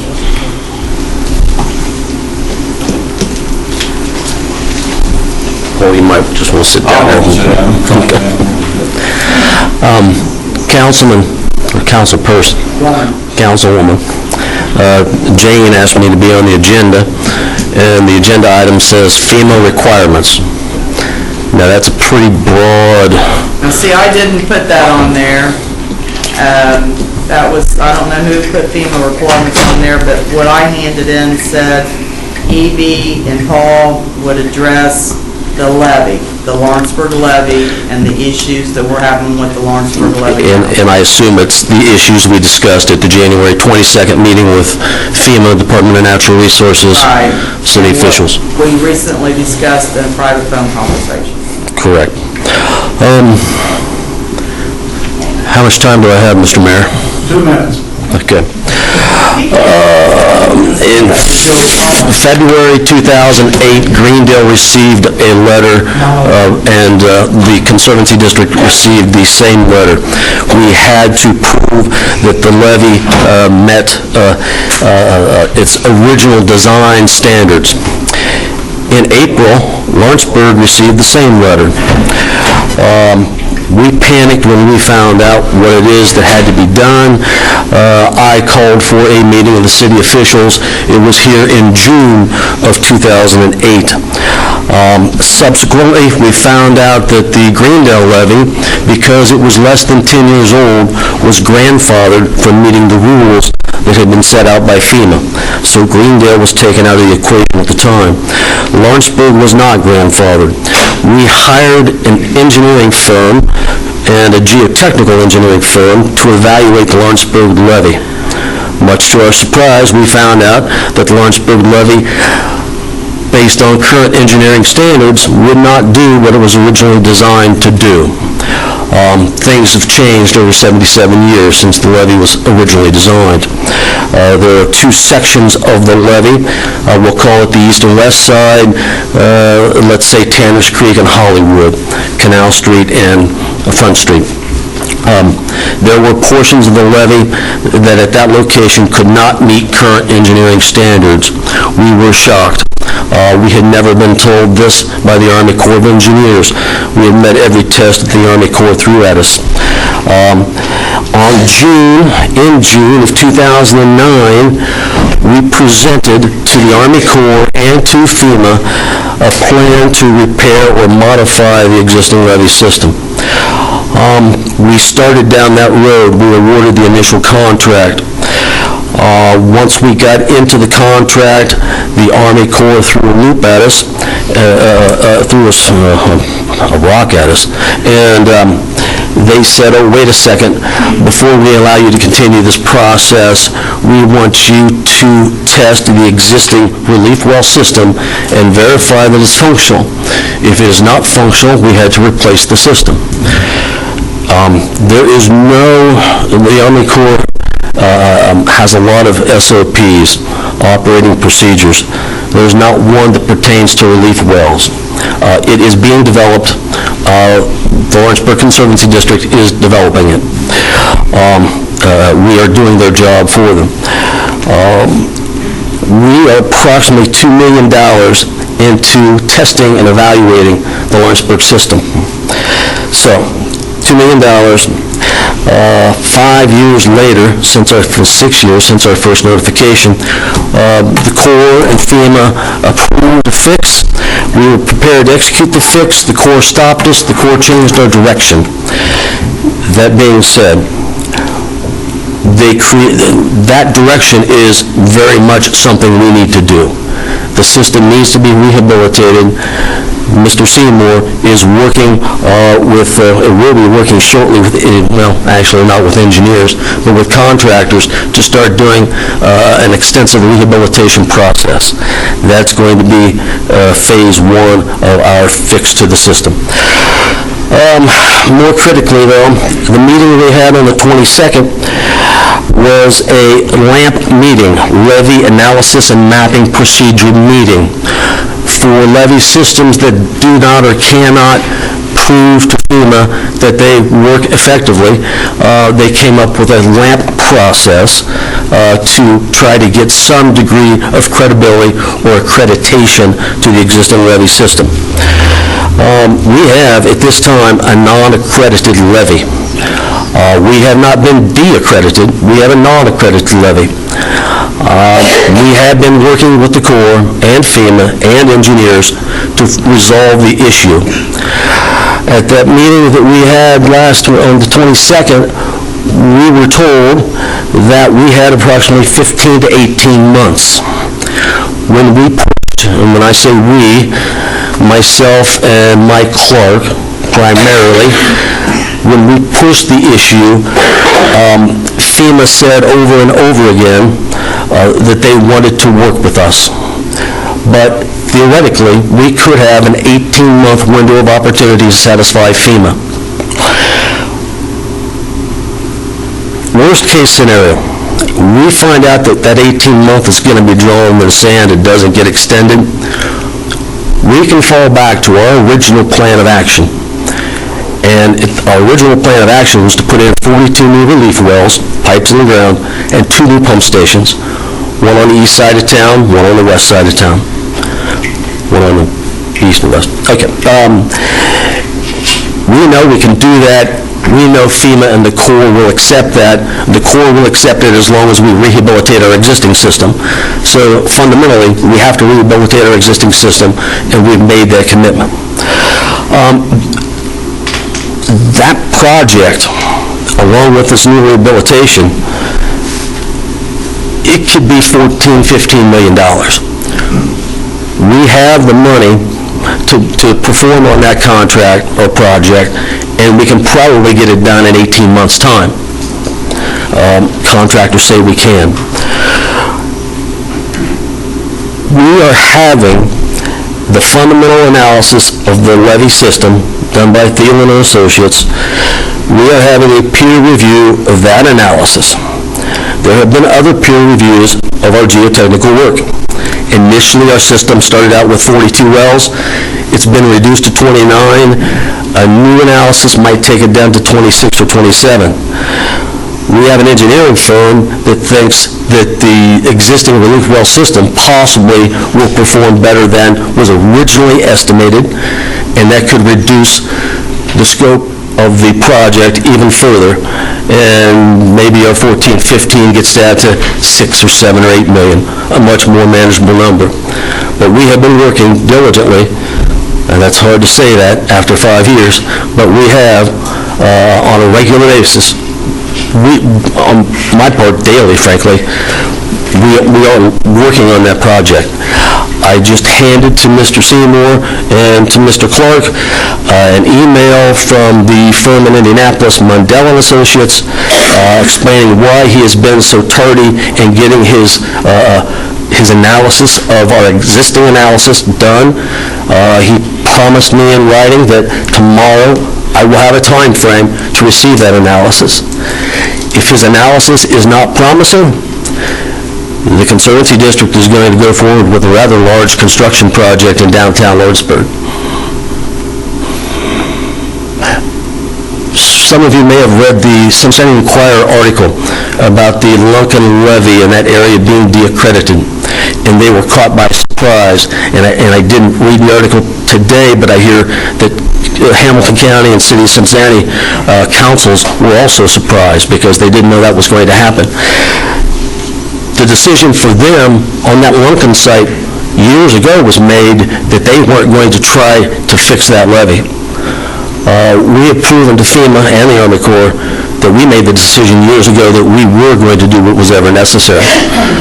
But the fact is that right now our levee is non-accredited, and frankly, from recruiting people to the area, even if we do fix the problem within 18 months or 2 years or whatever our time frame given is, when risk managers and insurance agents look at the computer map, they're going to see that Lawrenceburg levee is a non-accredited levee. Our flood zone is a good flood zone. It's flood zone X, or it will be flood zone X in April.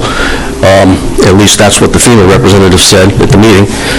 But if I'm looking at that flood zone map, I don't want to see that non-accredited there. I want that phrase to disappear because it means that this system could be de-accredited, and then you would be required to buy flood insurance, and that's not a good thing for a business and or an individual. Well, I shouldn't have said that. FEMA wants you to buy the flood insurance, because even if we do get accreditation, that is no guarantee that the levee wouldn't fail at some point in time, or that the flood waters wouldn't exceed the 1937 flood level and come over the levee. Am I answering your question, Councilwoman Pope? Yes, I just wanted the public to be made aware of what you just explained. You kind of let me down here.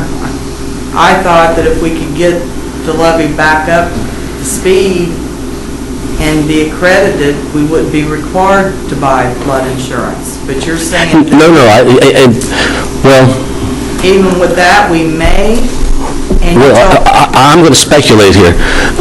No, if we're flood zone X, we won't have to buy flood zone or flood insurance.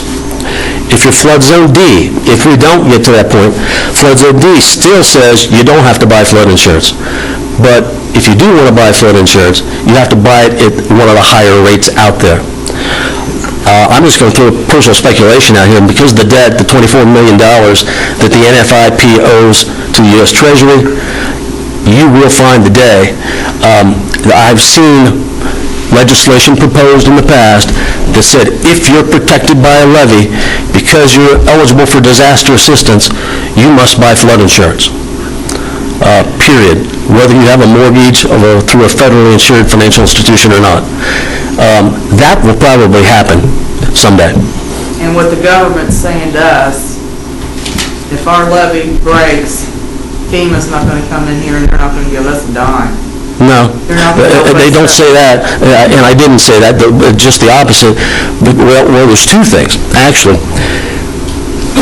We can set, if you remember one of the paradoxes that I pointed out, I got the Corps and FEMA to agree to, was that we may not be able to accredit the levee based on current engineering standards.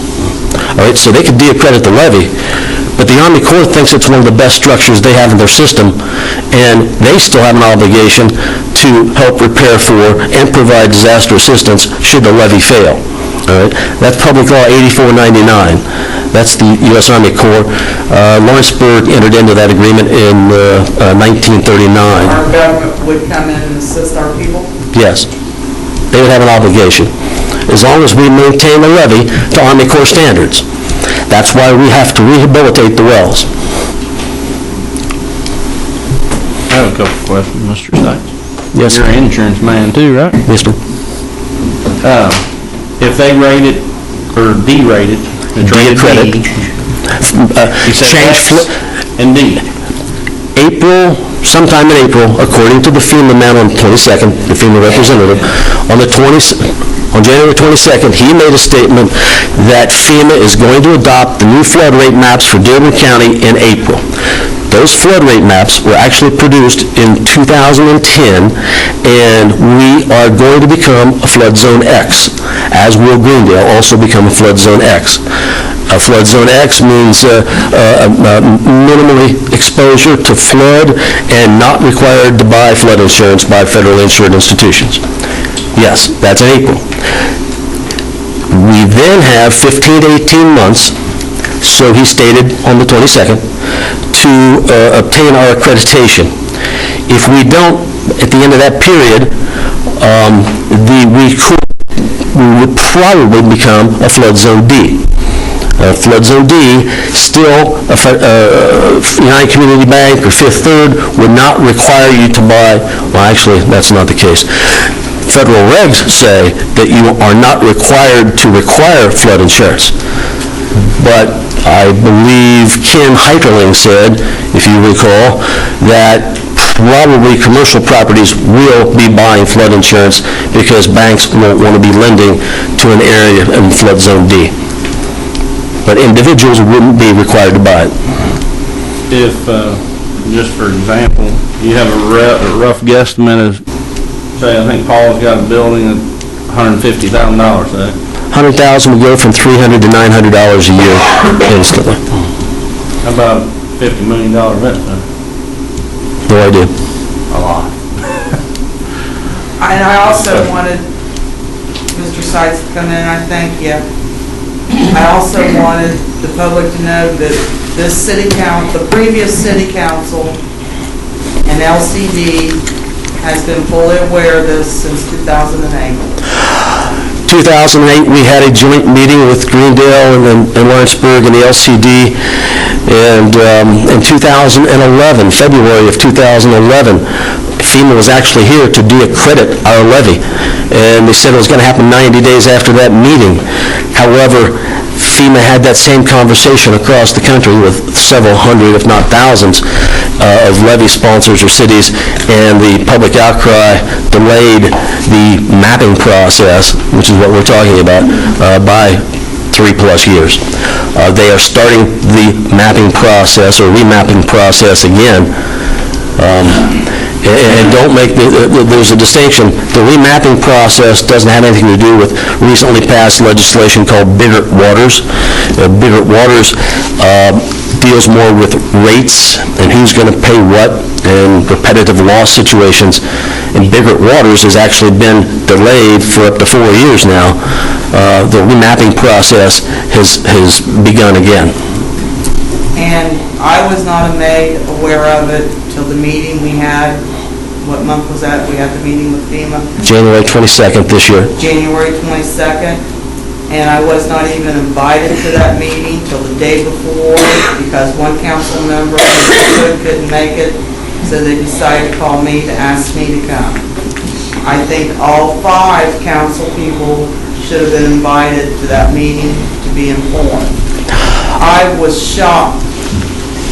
And I thought, they have been sitting on this since 2008, and the people within the floodplain has no idea, they don't know what's going on, and let me finish, and the past administration in 2011, knowing what they knew, constructed a $49 million event center up there. Now, how long do you think that event center will survive if they're required to buy flood insurance? I can't answer that question, but I will go back, and not to correct you, but the local paper did, I believe, 2 articles where they literally drew sections of a levee, because I remember giving a description of the relief wells and collector systems, and there were April 13th, 2011. Okay, so it was in the local newspaper. So there was some... I missed that article. And we had been working, Mike Clark, floodplain manager, and Mario Todd and myself had met and were trading articles from other districts that were suffering the same process, or going through the same process. And we were getting ready, or working on a press release to let people know about this issue, debating about whether we're going to put it on Lawrenceburg's website, or actually the LCD doesn't have a website. We kind of tag along with the Community Athletic Park, but somehow we were going to start working that into the equation. And we didn't determine the invitees. That was done by a fellow named Roger Denick at FEMA 5, Region Chicago. And yes, I don't know that I should, probably wasn't my job to notify all the individual councilmen, but I think I did call one up. Okay, so you were aware of it in 2008. The first newspaper article was published in 2011. And I missed the article when I found out about it in January 2014. But I thank you for explanation, and I was hoping it would make me feel a little bit more confident that we're going to be able to take care of this, and we're going to stay at a zone X. And I told you on the 22nd that we would. I'm taking your word. Thank you. He's work. To that end, I'm pointing over at these two gentlemen, but that, from my perspective, the LCD works with Mr. Todd and Mr. Clark on this issue. And we should have Mundell's report. Yes, I think I said that already. So as soon as we get Mundell's report, we'll know if we're going to pursue a rather large construction project, because then it will be in the paper, because we'll be stepping on yards and streets and alleys and garages and everywhere. You said that there was delays in his work? Yes. The Army Corps found fault with Thielen's geotechnical work on 3 different occasions. And the fault was, and these two could help me out, but there's a lot of subjectivity with geotechnical work. And the Army's subjectivity was much more liberal than our engineers. And they questioned that. And when they question, it's kind of like an examiner at a bank. When they question something, well, you make a change. So they questioned some of his work. Some of the tests that had to be done on the wells that were installed, drawdown tests, were done when there was a erratic rise and fall on the Ohio River. That work had to be done. We've used Mundell Associates and HC Nutting, which is now Terracon, to evaluate the work. And through that evaluation, the scope of the project was reduced from 42 to 29 relief wells, but we still need to put in 2 pump stations, one on either side of town, and those are expensive, and they're expensive to maintain, and we're looking for any relief we can get.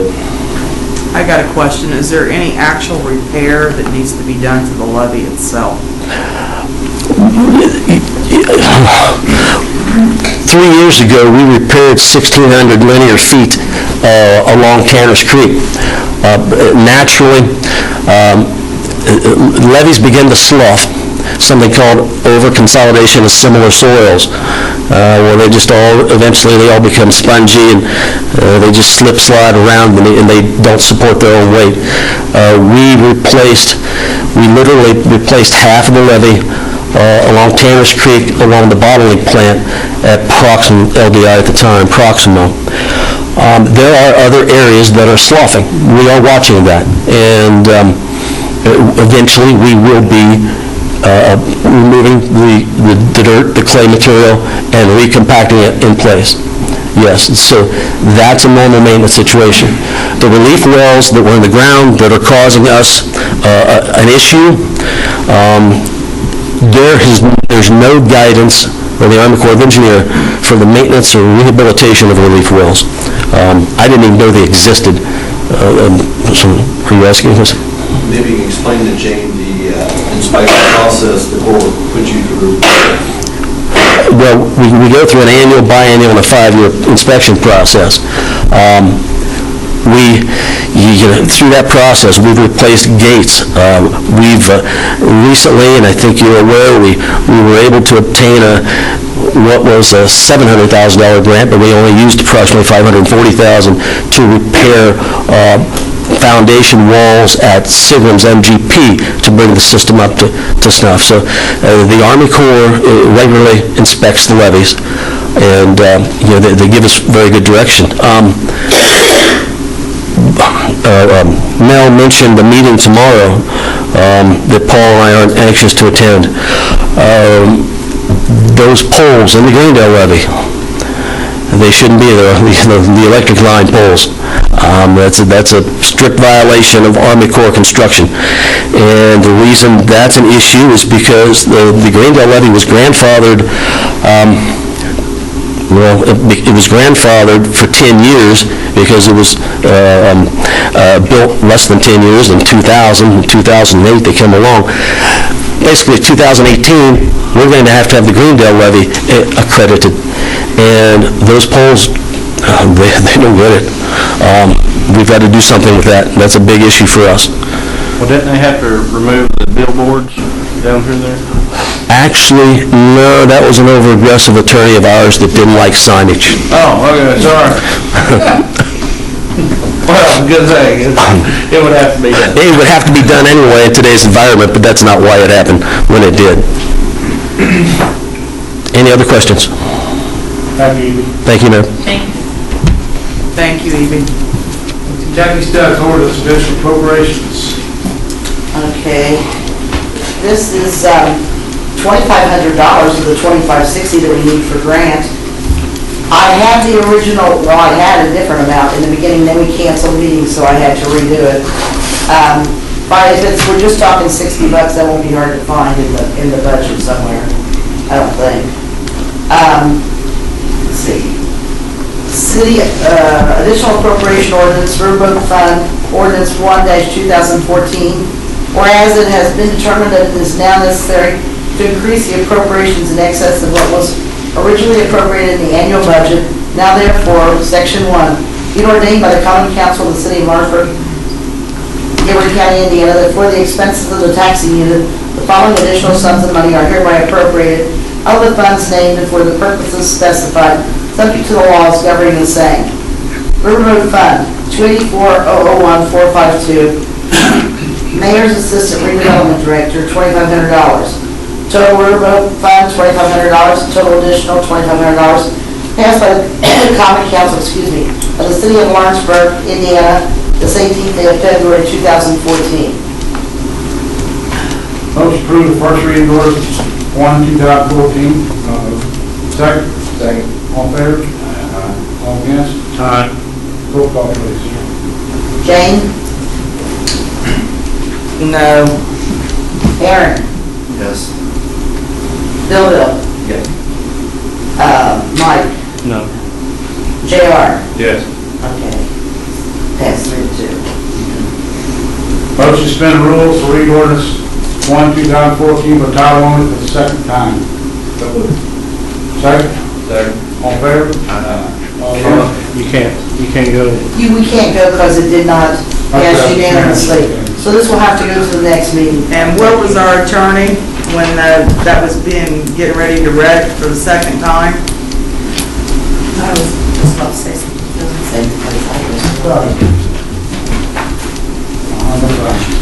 Okay. Dearborn County Foundation Grant Phase 1. Yeah, hold on, I got it.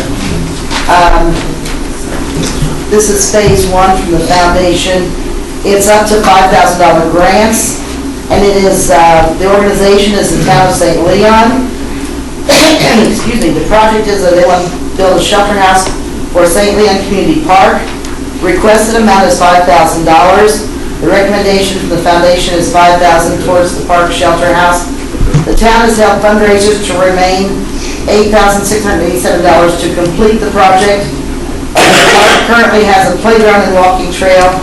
The shelter will allow for more community use and involvement with the park. Any other board? Entertain a motion? Motion to move forward. Second? Second. All in favor? Aye. All against? Change vote waive fee for Agner Hall, John Plunkett benefit, March 8th. They're gonna have a benefit for John Plunkett at Agner Hall on March the 8th, and she's already got the date set. And she got it arranged through Mr. Fryman to pay a $50 fee. And I'd like to see if the council would go ahead and waive the $50 fee and let her have it for $0. Council President? I'll make a motion to approve. Second? Second. All in favor? Aye. All against? Ayes have it. 214, true up, present. I don't know if the audience got a copy of the true up. No, just you guys. No, I made Make copies. copies, okay. Self-explanatory. True up has dropped to $6,358,235.52. The previous year, it was $23,382,112.71. I asked when the true-up came in what the true-up amount was. Clerk Treasurer refused to tell me. So I said I want it on the agenda, and I'd like to know the true-up, and the true-ups as far back as they go, which apparently Jackie said they only go back to 2000. That's all we could find. When the true-up started. Is that all you can find, or is Yeah, that's all we could find. So we're not for sure if it goes back further? I don't see where, we don't see where it did, but we can double check. I didn't give you the number because we were still debating with Hollywood over that $5 million. What happened with it? We're still waiting on info from Hollywood.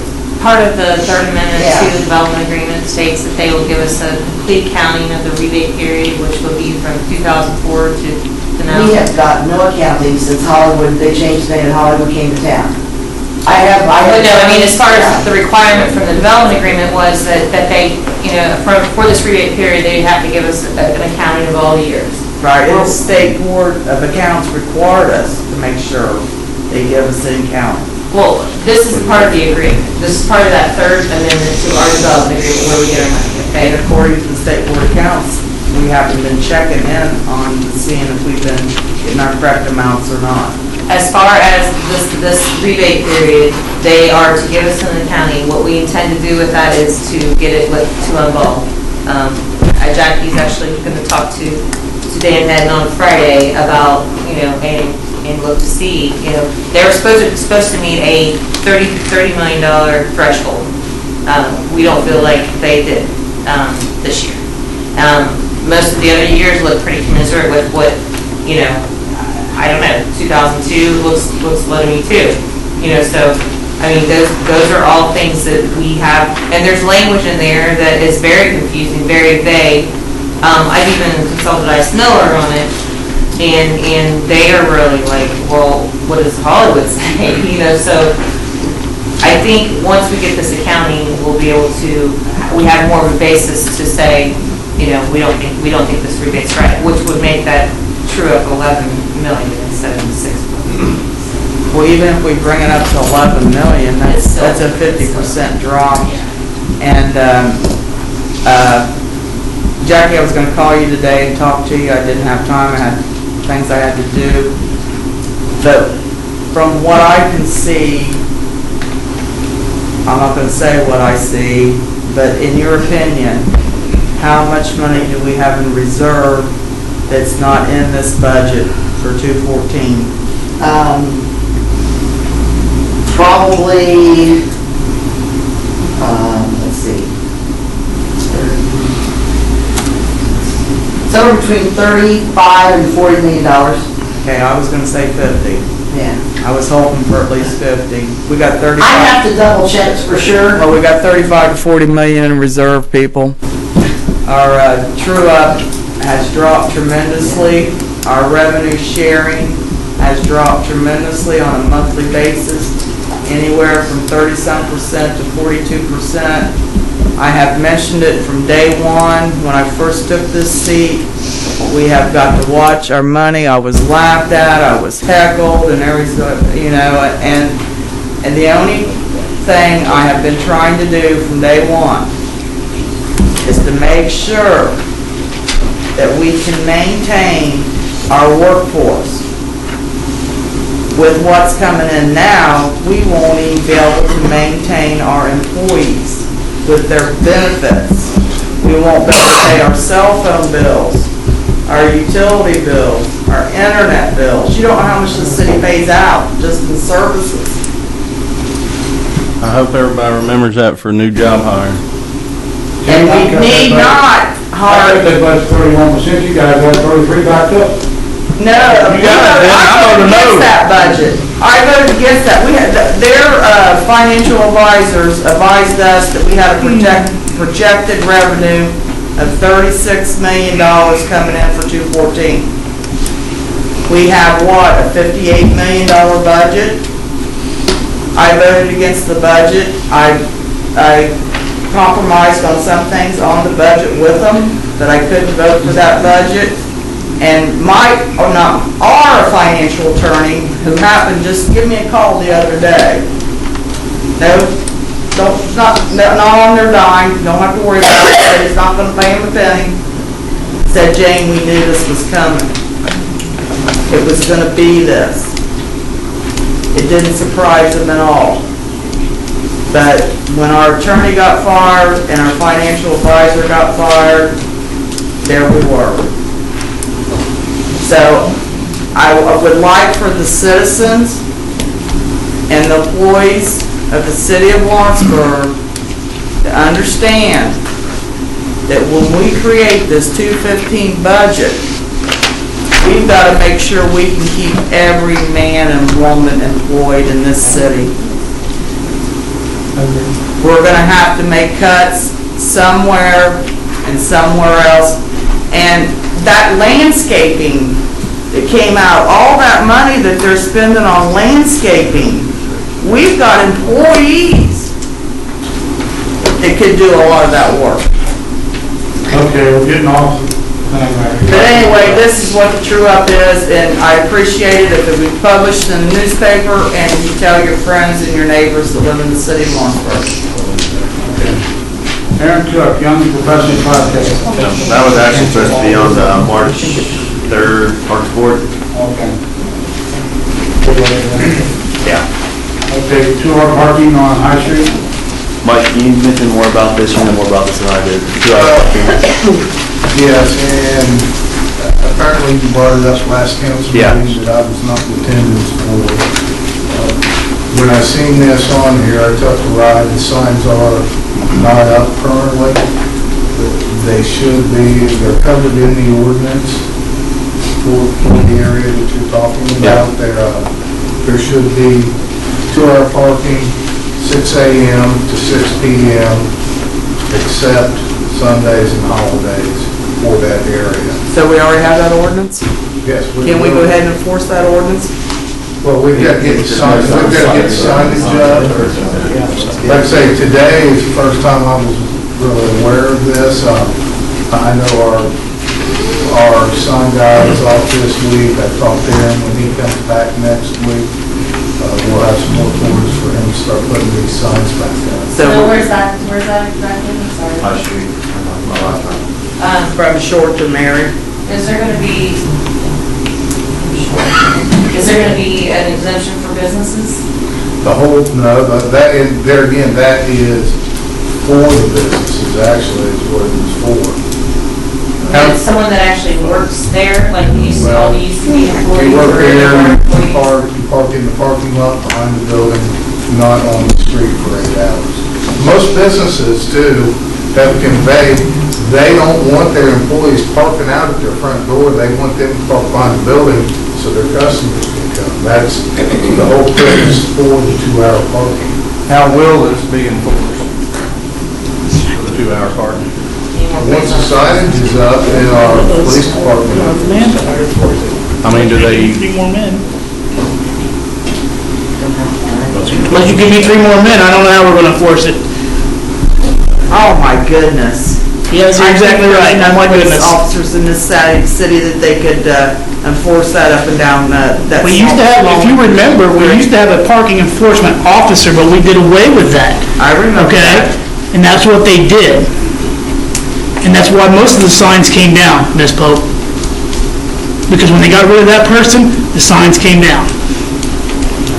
So again, if you want to be in a parking enforcement officer, then we can do that.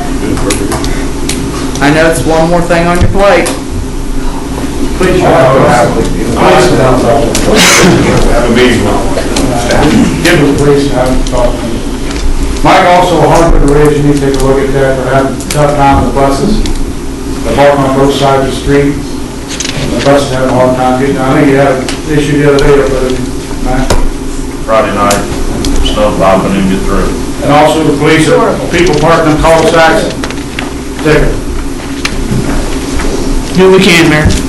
Your Honor, do we need to make a motion to put the signs up, or just go ahead and let Mike order them and follow the The ordinance? signs should be up, I didn't realize they were down. Oh, okay. We'll get, that's routine.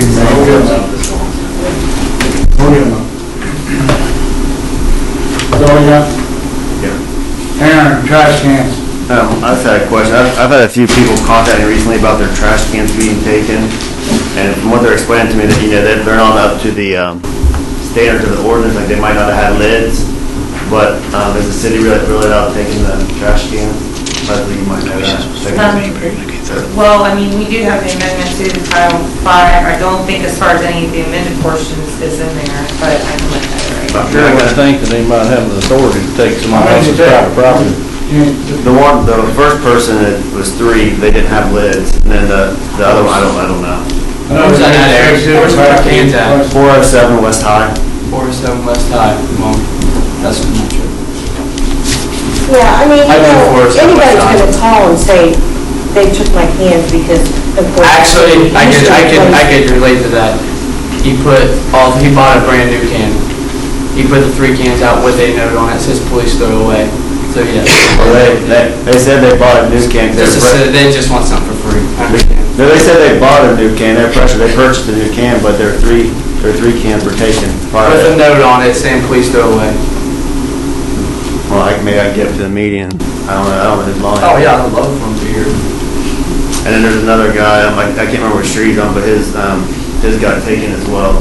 And actually, a Board of Works member, Mr. Bryant, said that he was going to give him his city can for $10. Sometimes they do throw them away and they end up buying a can. That's if they know them. That's if they know them. We will not throw them away if they do not know them. Okay.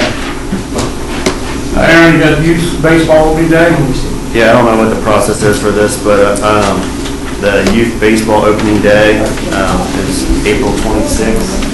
I didn't know if I had to tell the police department about it.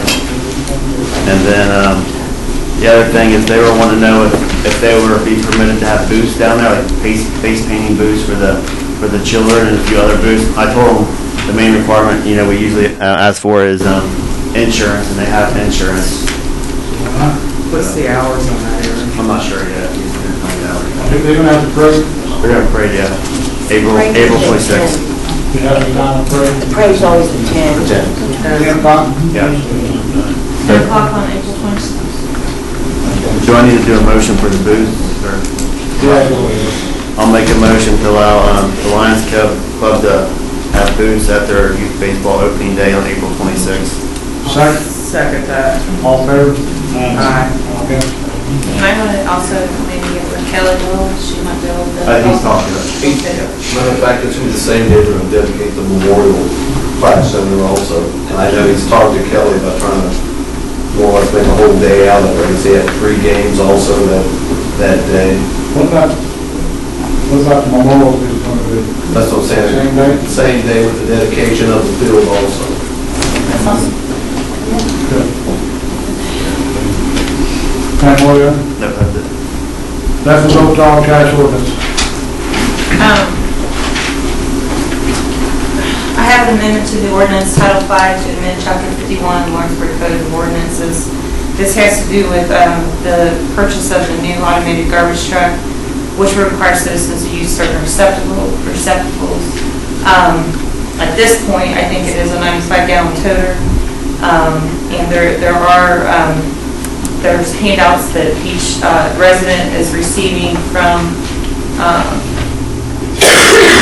the city personnel. I actually did not bring those with me tonight, but I can make sure you guys get a copy of that. It's very informative, has a second page with all commonly asked questions. At this time, I know you all back in, I believe, I'm not sure when you raised the prices, but they were $10, now they're $20. I mean, if there are some people, they're 25. I got a question. If there are some people that are having problems, coming up with that money, I'm sure that the council could look at, a hardship reason. I've had calls from seniors that absolutely do not want them because they cannot manhandle them, they do not want them. So we're looking at smaller cans too. There's a small 50-gallon, I believe, that this truck can also do. So this is an amendment to the ordinance based on Seymour, based on the same kind of truck that they got. I changed just the portions that needed to be changed. Did you say there was, I'm sorry, did you say there was flyers going out or did go out or? I'm not sure, have they gone out yet? I'm waiting for you guys. Okay. The flyers just basically said, like I said, the first part of it explains why and what's going on, and then there's commonly asked questions. And like I said, you gave them back in December, and I didn't bring those with me tonight, but. Leslie, I got a question. Go down 1, 2, 3, 4, fifth paragraph. It says, in the very last sentence, it says the container as here and after required as follows. First be placed in plastic bags and then placed in 95-gallon toters provided to the residents by the city. It doesn't say at a cost. It says provided to the residents by the city. So are we going to give the residents these cans? I guess provided might not have been a good word. I mean, it is something that That just means it's provided by the city garage. We didn't want to put the price in there in case it went up or down. That's all it means. It's provided by the city. And I did have Brad look at these amendments and to compare them with the old chapter to make sure, this is what we're offering. You should put provided at a cost. We didn't know what it cost to put at. But at a cost. You don't Right. have to put a dollar Because amount. I was told this morning to order the smaller cans, and I don't know if you're gonna sell them at the same price. Well, that's not even what the proposed ordinance that you have in front says. No, I'm not going to get some small cans for people can't use. Well, then this amendment probably needs to come back. This is my first stab at it. I knew that there probably, would be some changes. I'm not asking that this necessarily be passed tonight, but we do need to pass it. We are getting the truck when? St. Patrick's Day. Well, can I say, can you take a vote from the board if they want a new ordinance before we spend $200 an hour of the citizens' money to pay an attorney preparing and changing if it's not going to pass? Because I know you just said it has to pass, but I never seen a law that says an ordinance has to pass. So I just wanted.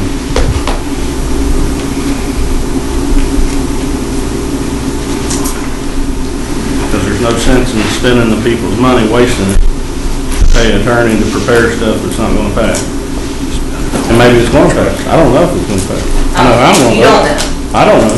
Then why are we taking a vote now if there's things in here that need to be changed? Maybe everybody's satisfied. I can tell you, I'm going to vote no. Okay. I can only speak for me. But I'm trying to save the citizens money. If there's not at least 3 people that's voting to change it, why are we going to waste their money? And if 3 people vote to pass it, then it's money well spent, I guess, because 3 people decided to do it.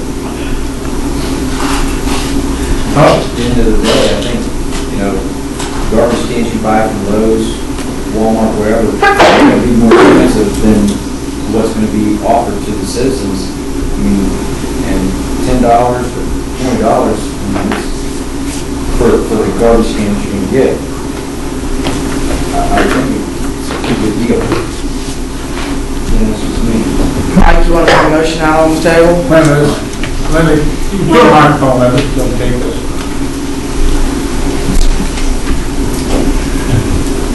I'm just thinking, it's not just because I work for the city or at the garage, but you've got 95 or at least 90% of the residents here in Lawrenceburg own a can. Now, I bought a can, and if the rest of them don't have to, and this was enforced 8 years ago that this started, I think it's unfair to the people that already purchased these cans. I think it's unfair to the city, it's not personal, but you're always saying, the people's money, this and that, but, the city put a lot of money in these cans. It's a lot invested in this, and to turn around it... But that doesn't mean I should force people to get it, even if it's free. I'm not going to take people's free... Well, I think they're pretty fortunate to have this program, first of all, because you live in Cincinnati, you're going to pay Rumpke each month. You've got to pay for that can. I pay Rumpke. If I need to pay... Well, they don't have to pay, they don't pay anything. A one-time fee for a garbage can that's a very good can.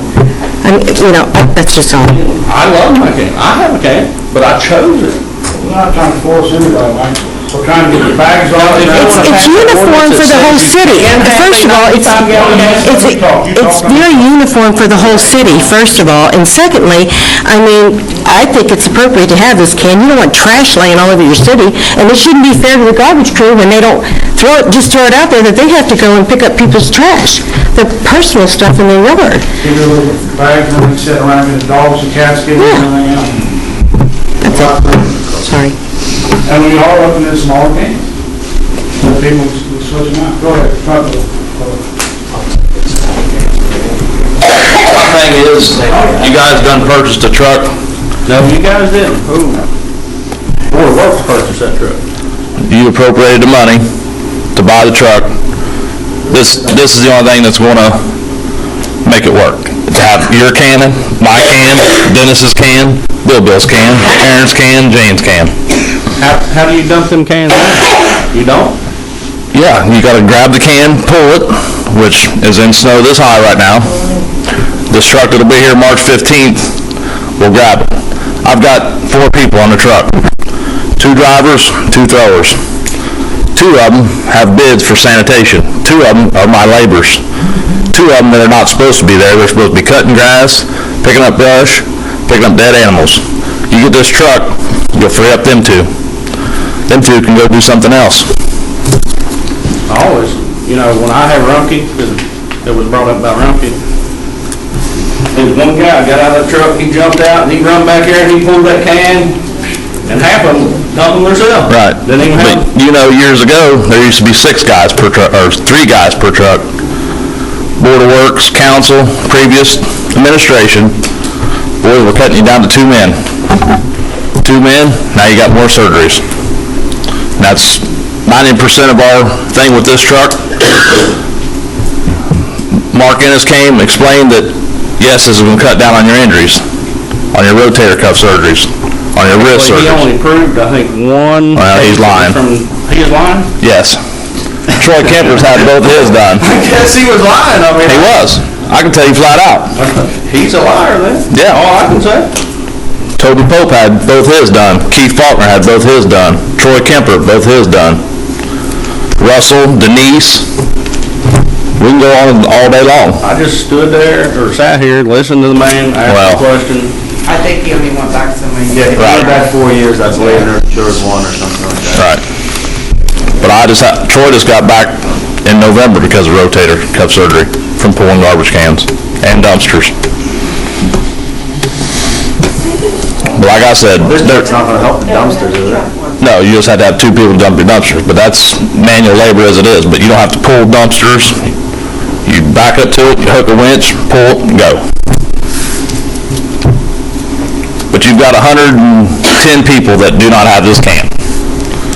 All I'm asking is if you guys could say, yeah, you gotta have this can. If you go to Best Way, the only downside of that, they give you the can.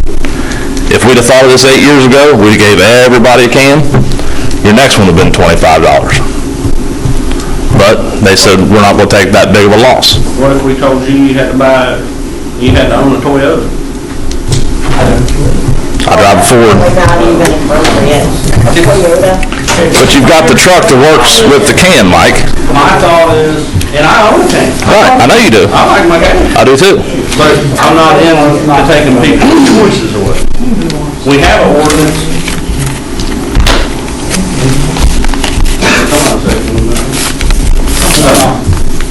I guess, okay. We have an ordinance that says you have to have a can, it has to have a lid. When was that wrote? In 1950. None of us was born then. We have an ordinance. In a bag. Right. And I think we've had that discussion, so the percentage is pretty low. Right. Garbage in a bag. Back to your ordinance, go ahead. But if people, I mean, we have an ordinance now, that one, the city's been breaking its own ordinance for 8 years. Two, we have an ordinance that is not enforced, because it has to be in a can, or a lid. But we still pick up. Throw down on the ground. Say JR sets out 2 bags. I'm not gonna tell him not to pick it up. That's his job. But by the ordinances, you gotta have a can with a lid. But it don't say which size can. And all I'm asking is... Sounds like we shouldn't even be talking about an ordinance, because we're not going to enforce it. No. But like I said, all I want is you guys and gals.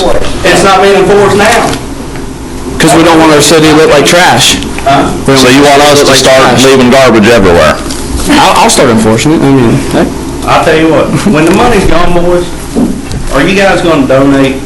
Yes. We bought You're going to volunteer layoff. When the money's gone, we can't afford it. We want him to have his own can. What is the money gone have to do with the garbage cans? Well, first of all, they shouldn't have bought a $282,000 garbage truck that they didn't need. Let's just say, don't we have an ordinance that states that if your can's damaged, you must buy a new one? Okay, the 40% cans that are left, or whatever it may be, are damaged. So therefore, do we make them go buy a $50, I'll pick your can up? Or, hey, we'll offer you this $25 can that a truck's gonna come around, pick it up, and when you pick up and you move to Florida, you may take it with you. I do most of the older people's routes. I have most of their routes. And every one of them, but maybe, what I tell you, 4 cans, Brad? 4 people do not have the cans. So I don't know where everybody's not. I mean, this is my thing. We can leave the trash away. You guys can pick your lunch boxes up, put your peg pants on, and come on out and help us and see what us garbage men go through. I mean, that's just my opinion. I'm not going to sit there, stand there and tell me I don't work. I ain't saying you don't work. Not at all. I'll tell you what, I can work. I know you do. And we can go out and we can work side by side. I'm just saying, so you guys see what we go through. So you guys see what we go through. That's all I'm asking. I got to go get something. I don't have to have help. I didn't say you do. My record drivers, I'm sure would. I just have a guy drives for me. I don't have help either. I have one question. Is it required that we have to have the ordinance for these cans? Because I went back and looked at the DVDs this one's from September 16th, when we were talking about the garbage truck then before it was purchased, and, you know, I asked about the cans, and you said it can pick up regular cans too. So, do we have to force people into buying the cans, or? Not trying to force it, trying to make it easy on people. If we get a smaller can, they can roll right down the curb, it's a lot easier than a garbage can. We're not trying to force anything on anybody. Why don't we leave it as it is, if we can pick up the smaller cans?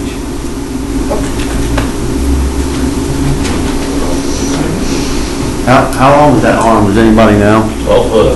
How's it going to get down alleys and pick up the cans? Like, say my alley behind Short, for instance. like, he'll pull up to your house, he can go from 1 inch to 12 feet. If you lay it up against your fence, he can go out 12 feet, grab that can, and it pulls it in and rides on a radius and dumps it. What about the people that, you know, they just have just the exact amount between the fence and the alley? We tried every one of them, Eric.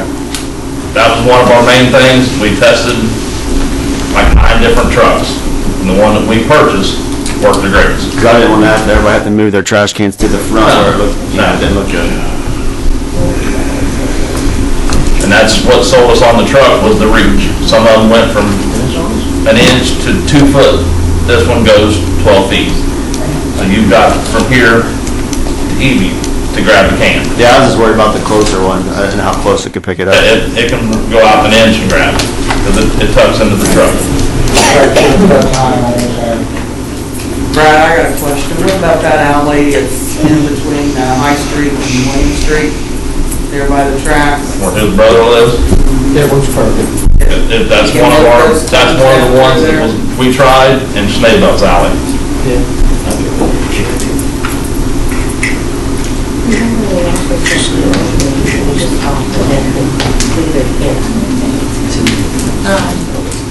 That's up to them. I mean,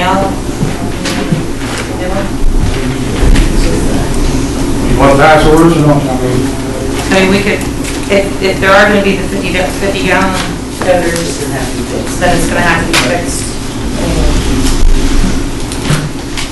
I can get them from any increment to 95, drop down to 25 gallon increments. If you want 35 gallons, I can get them. They don't have to be the 95 gallon. That'll help out the people. Want change orders? We're glad to have it. I think, and Brad's nothing against you, 'cause I think a lot of you, and I just don't think we should force anybody into buying anything they don't want. Everybody's yelling big government all the time, well, the government, now tell me I gotta purchase a garbage can. I think that we should just leave the ordinance as is, and as we run into problems, we'll look at it. Because I don't want Leslie to have to redo an ordinance that she's gonna get paid for, the probability it won't pass, and to see if it'll pass or not, I'll just put a motion out on the table right now to keep the ordinance as is for garbage cans. Yes, sir? Second. All in favor? Aye. All against? Aye.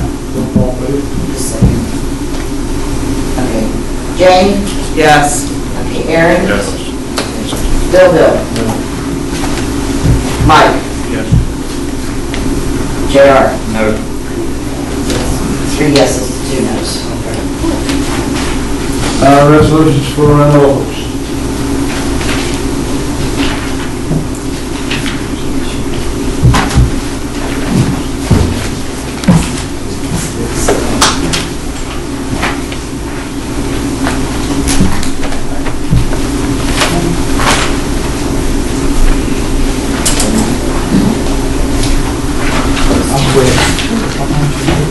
The first one I have is a resolution regarding entering into an interlocal agreement with the Dearborn County Redevelopment Commission.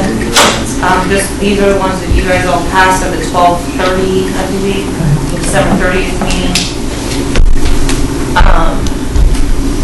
The interlocal is attached for your review as well. This one was, in particular, was for $270,000 for the regional strategic vision plan between the county and the mayors of the county, I believe. What's this number? On page 1 lesson, it's got during the 2013 year. Yes. These are from the 2013 year.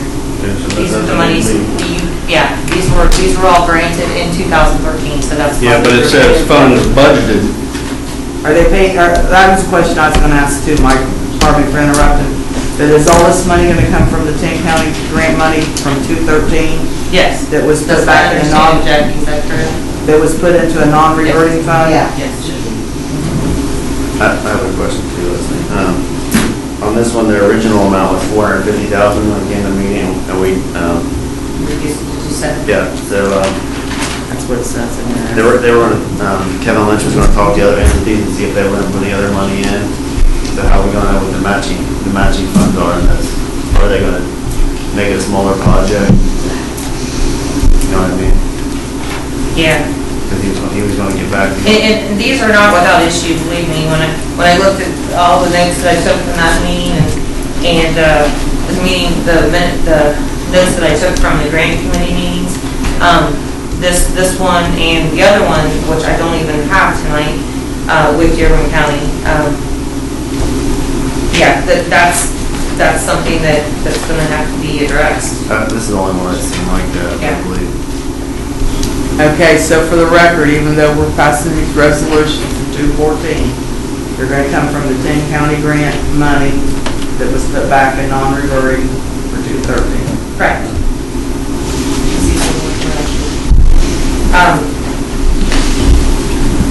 Then there's the matching funds and spend it first, but we don't even know what the matching funds are here at this point. No, we don't, you're right. And that's why I put if any, because I don't know. And actually, Grant will be the one to address this, and he's not here tonight, so. I don't have a problem with tabling this one. I don't think they're on a surefire hurry. But while we're on Dearborn County, Mr. Lawrence, you made a comment at the time that they passed this on 12/30 that you wanted to look at because the other one they got for $100,000 was an economic development assistant liaison. Is for salary, supplies, computer programs, and benefits. Do you want to review the employment contract before we pass the interlocal? I thought that they were supposed to bring it back for us to review.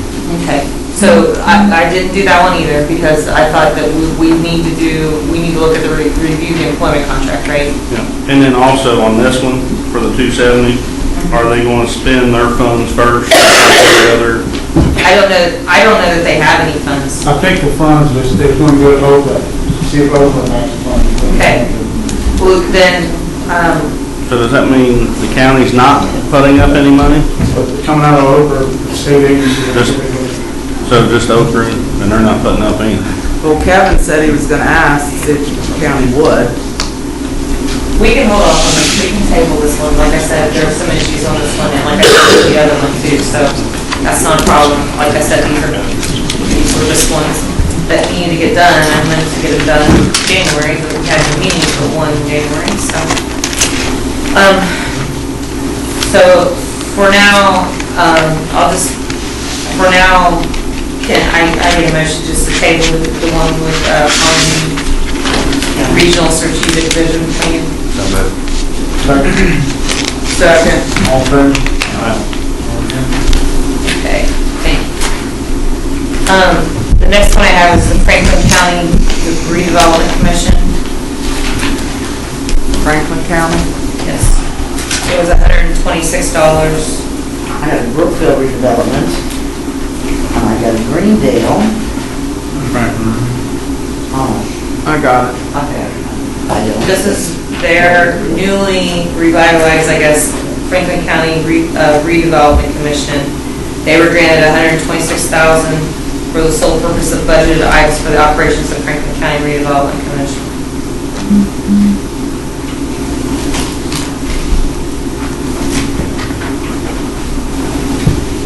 And this would be resolution number 1, right, Jackie?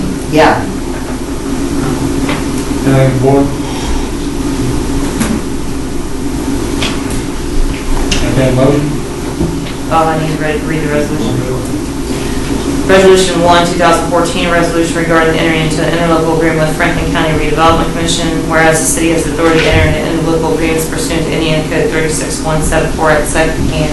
Whereas the city of Lawrenceburg desires to invest a portion of its gaming revenue in surrounding Indiana counties in the form of economic development grants, and whereas Franklin County Redevelopment Commission was granted some monies for the budgeted operations of the Franklin County Redevelopment Commission, and whereas the city of Lawrenceburg wishes to enter into an interlocal agreement with Franklin County for said project, now therefore be it resolved by the Common Council of the City of Lawrenceburg, Dearborn County, Indiana, that the city of Lawrenceburg enter into an interlocal agreement with the Franklin County Redevelopment Commission for their project. Anything, board? Okay, motion? Second? Second. All in favor? Aye. All against? I have Bill Dillon, Yes. Mike, No. JR, Yes. it passed. It passed.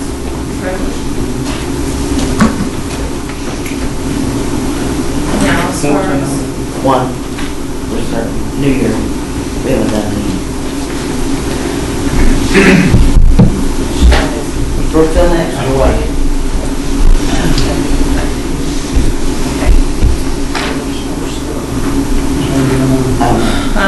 the next one I have is with Greendale Redevelopment Commission. This has to do with the monies for Greendale redevelopment. I believe there was $42,000 that was given to them for budgeted items for the operations of Greendale Redevelopment Commission.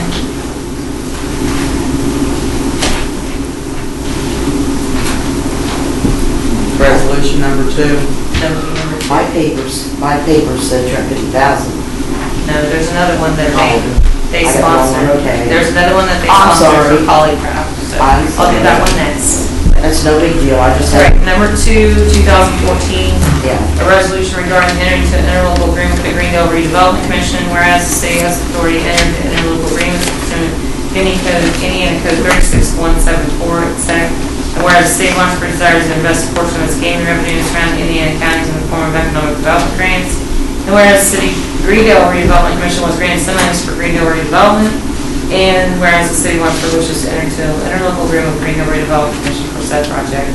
Now therefore be resolved by the Common Council of the City of Lawrenceburg, Dearborn County, Indiana, that the city of Lawrenceburg enter into an interlocal agreement with Greendale Redevelopment Commission for their project. Passed by the Common Council of the State of Lawrenceburg, Dearborn County, Indiana, this length date of February 2014. Okay, motion? So moved. Second? Second. All in favor? Aye. All against?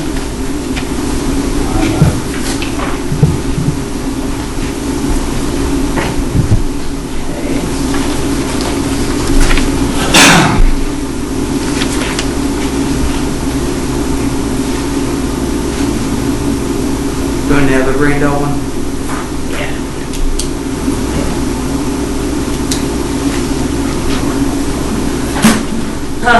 It is, this is the one that they sponsored for Polycraft Producting. Total amount of the grant is $250,000 for the sole purpose of the expansion of the construction of facilities and equipment of the applicant in Greendale, Indiana. And when I talked to Al Abbott on this one, they basically, if you remember, they were here, they expanded the construction that is already ongoing. So this is the additional, I believe they did already receive $600,000. But I believe they voted to grant, I wish Grant was here, to all this information, but I know that they started out, we're going to be starting out with 84 jobs, and then I think they will, for the next 4 years, there was going to be 4 more every 4 years or something like that. So I don't know that, if you want me to go through all of that again, I don't have that information. All I can remember.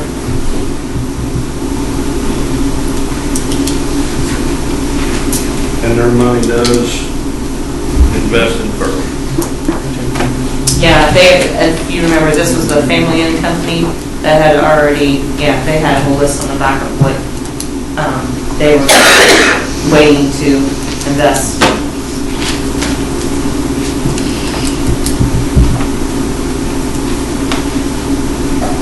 I thought when we done this, maybe I'm thinking wrong, but I know I asked, and I thought he was going to furnish a copy of the agreement that if they didn't fulfill their obligations, what they had to pay back. That is addressed, I mean, the grant is revocable and recoverable if any of the terms of the grant included stated use of the grant offer herein or in the application are not closely followed. Greendale's, you mean their agreement with them? Right. No, I Because didn't. I asked him, he said that they had provisions in there, if they didn't fulfill for each year, they had to pay back a certain amount. You're right, he did say that. I don't have that information. As I said, I was asked by Mr. Hughes to compare these as much as I could for tonight's meeting, so. Before I vote on it, I would like to just see that that is in writing. Okay. You making that motion, Mike? I'll make a motion to table the grant for the Greendale Redevelopment Commission for Polycraft until we see their agreement with Polycraft showing what they would have to pay back for each year that they don't fulfill their obligations on jobs. Do you want me to have them just email that to all of you? Fine. Just make sure I can open it. I can open PDFs. I'm sure it will be a PDF. The last one you sent me, I couldn't open. You'll see. Okay. One second. All in favor? Aye.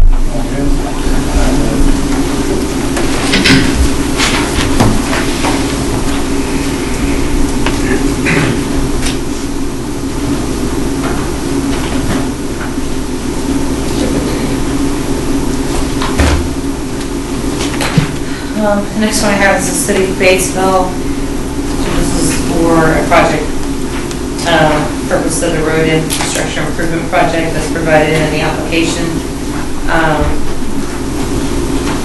This was,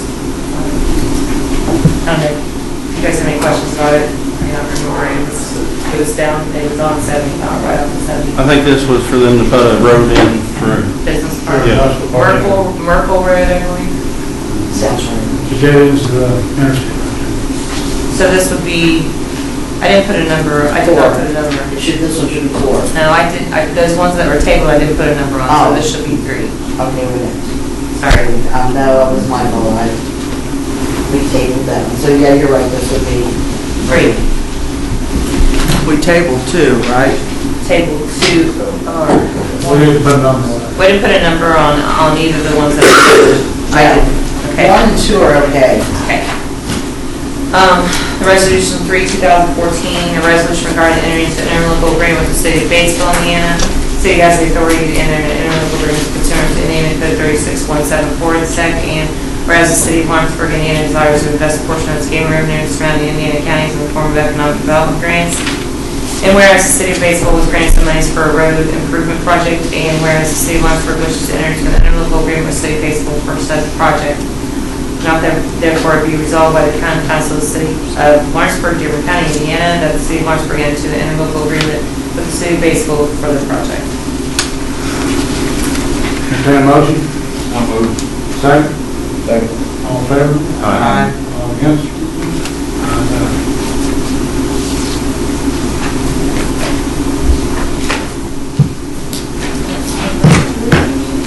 Try and fill this in the date and time so you guys have it.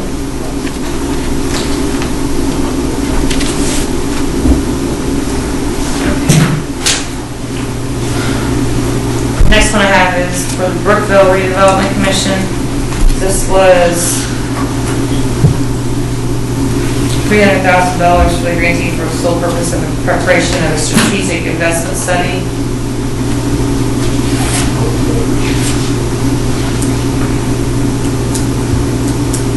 I guess after they did their comprehensive plan, this is the next step. The strategic investment plan is the comprehensive plan, I think, was paid for in whole or in part by Oprah, and this is what they recommend, basically, that implements what their comprehensive plan is. This is the $300,000 for the No, that was already given last year. This is something, This is different. Second. If you remember, I remember now. 600,000 was done in here. I think you all voted to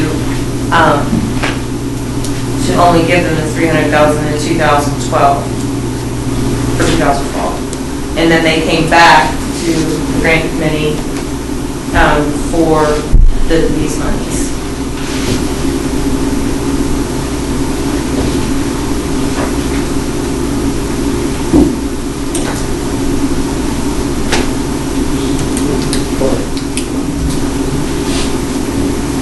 Resolution Resolution 4/2014, resolution regarding entering into an interlocal agreement with Brookville Redevelopment Commission, whereas the city has authority to enter into interlocal agreements pursuant to Indiana Code 36.74 etc. And whereas the city of Lawrenceburg desires to invest a portion of its gain revenue surrounding Indiana counties in the form of economic development grants. And whereas Brookville Redevelopment was granted some monies for the preparation of a strategic investment study. And whereas the city of Lawrenceburg wishes to enter into an interlocal agreement with the Brookville Redevelopment Commission for said project. Now therefore be it resolved by the Common Council of the City of Lawrenceburg, Dearborn County, Indiana, that the City of Lawrenceburg enter into an interlocal agreement with the Brookville Redevelopment Commission for their project. Passed by the Common Council of the City of Lawrenceburg, Dearborn County, Indiana, this is Entertain a motion? Motion to approve. Second? Second. All in favor? Aye. All against? Aye. Roll call, please. Jane? No. Aaron? Yes. Bill? Yes. Mike? JR? Yes. this on the floor. The next one I have is I think the last one I have. Yeah. Is a resolution regarding entering into an interlocal agreement with the redevelopment commission of the city of Aurora, Indiana. You remember this was a newly established, I think they were just established in 2013. I did put in there, I tried to, because I think both the grant committee and you as council in December said that there should be no residential nor any streetscape as part of this grant. So I did name the two projects in the application that had nothing to do with that. Those were for acquisition redevelopment of two sites, which I think were manufacturing. So, but it was $100,000.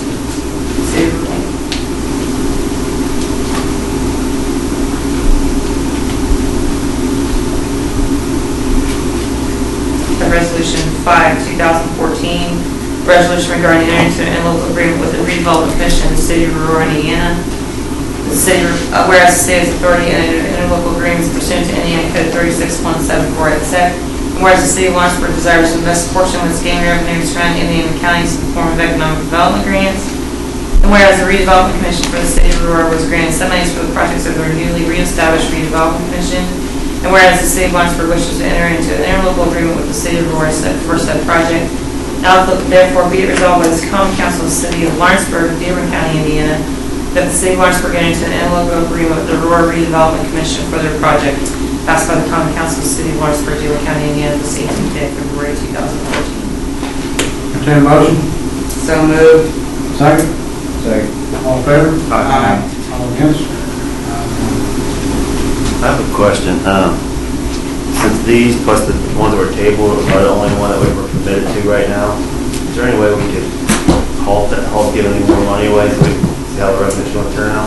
Well, actually, there are 3 more development agreements that'll be between the redevelopment commission, that was Proxima, Community Mental Health Center, and IB Tech. Okay. And then the one I held up on Dearborn County. Yeah, the 2-week table. Well, there was one table, but I didn't do the one because he wanted to look at the employer contract. So there's 5. There's 5. Yeah. I mean, I don't know what the process is, but I don't know if anybody else up here would be in favor of that, but our revenue went down, the true up went down 17 million. So it seems like maybe we should halt on this a little bit. I agree. I don't know, is there a process to that, or? As far as you've appropriated $7 million for the year 2014. As far as having meetings and accepting applications, I think that's already in process. March 1st. March 1st. But are we getting, How many applications do you know? are we getting applications from Dearborn County and Lawrenceburg? I don't know. I don't know how many applications we've got, but I know that the first round of grants, as far as, I think March 1st is the deadline on that.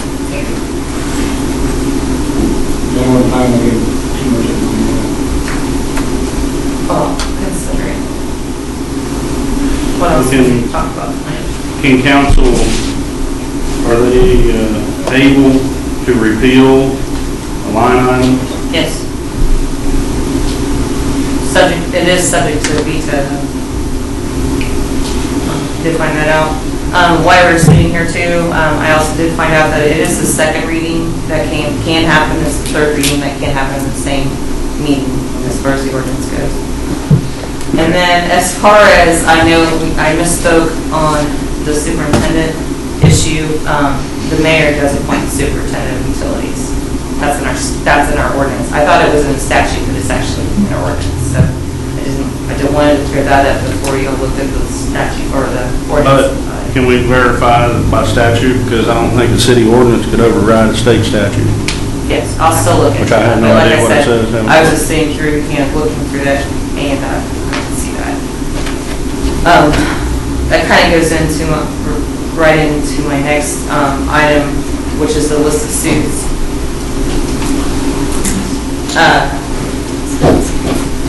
These are all pending lawsuits that are listed on the page 1 and rolls over into page 2. Those are the actual lawsuits that does not include the concrete small claims.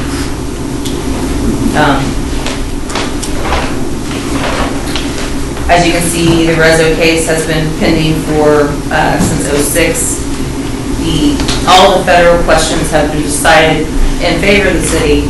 The only issue that's left is a slander count, and that's actually in front of a trial court because the federal court will not hear slander, that subject. I do know that Rezo has continued this continuously. But this is something covered by GIE. Susan Steyer is the attorney we work with on. But yeah, the trial probably will be the end of 2014 or 2015. The next one is Darlene Johnson versus Barry T. Cope in the city of Lawrenceburg. This was an accident on Walnut Street. It is covered by our insurance. And Ed Lepchak and Jeremy Dills are the counsel on that. There are some depositions that are going to be held, I think maybe next week. I'm not sure. I don't have to attend those. That's something that the insurance company covers. So. The next one is Lawrenceburg Redevelopment Commission, Lawrenceburg, Indiana versus TNT Food Brokerage.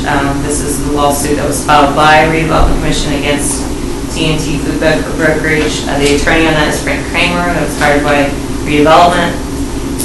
And the last thing that happened was the expert, there was the LRC gave permission for an expert to do an evaluation in January 2014. I think that happened on the 10th of January, is that correct? So we're just waiting for feedback. The next one is Daniel Maloney and Lucy Maloney versus everybody in the room. No, it's City of Pride, Department of Transportation, Dearborn County Commissioner, City of Lawrenceburg, and Rumpke. This was also an accident on State Line Road. I don't even think that, the only issue that is, has to do with us in this is there was a call supposedly made to Lawrenceburg Police. We don't even know that for sure.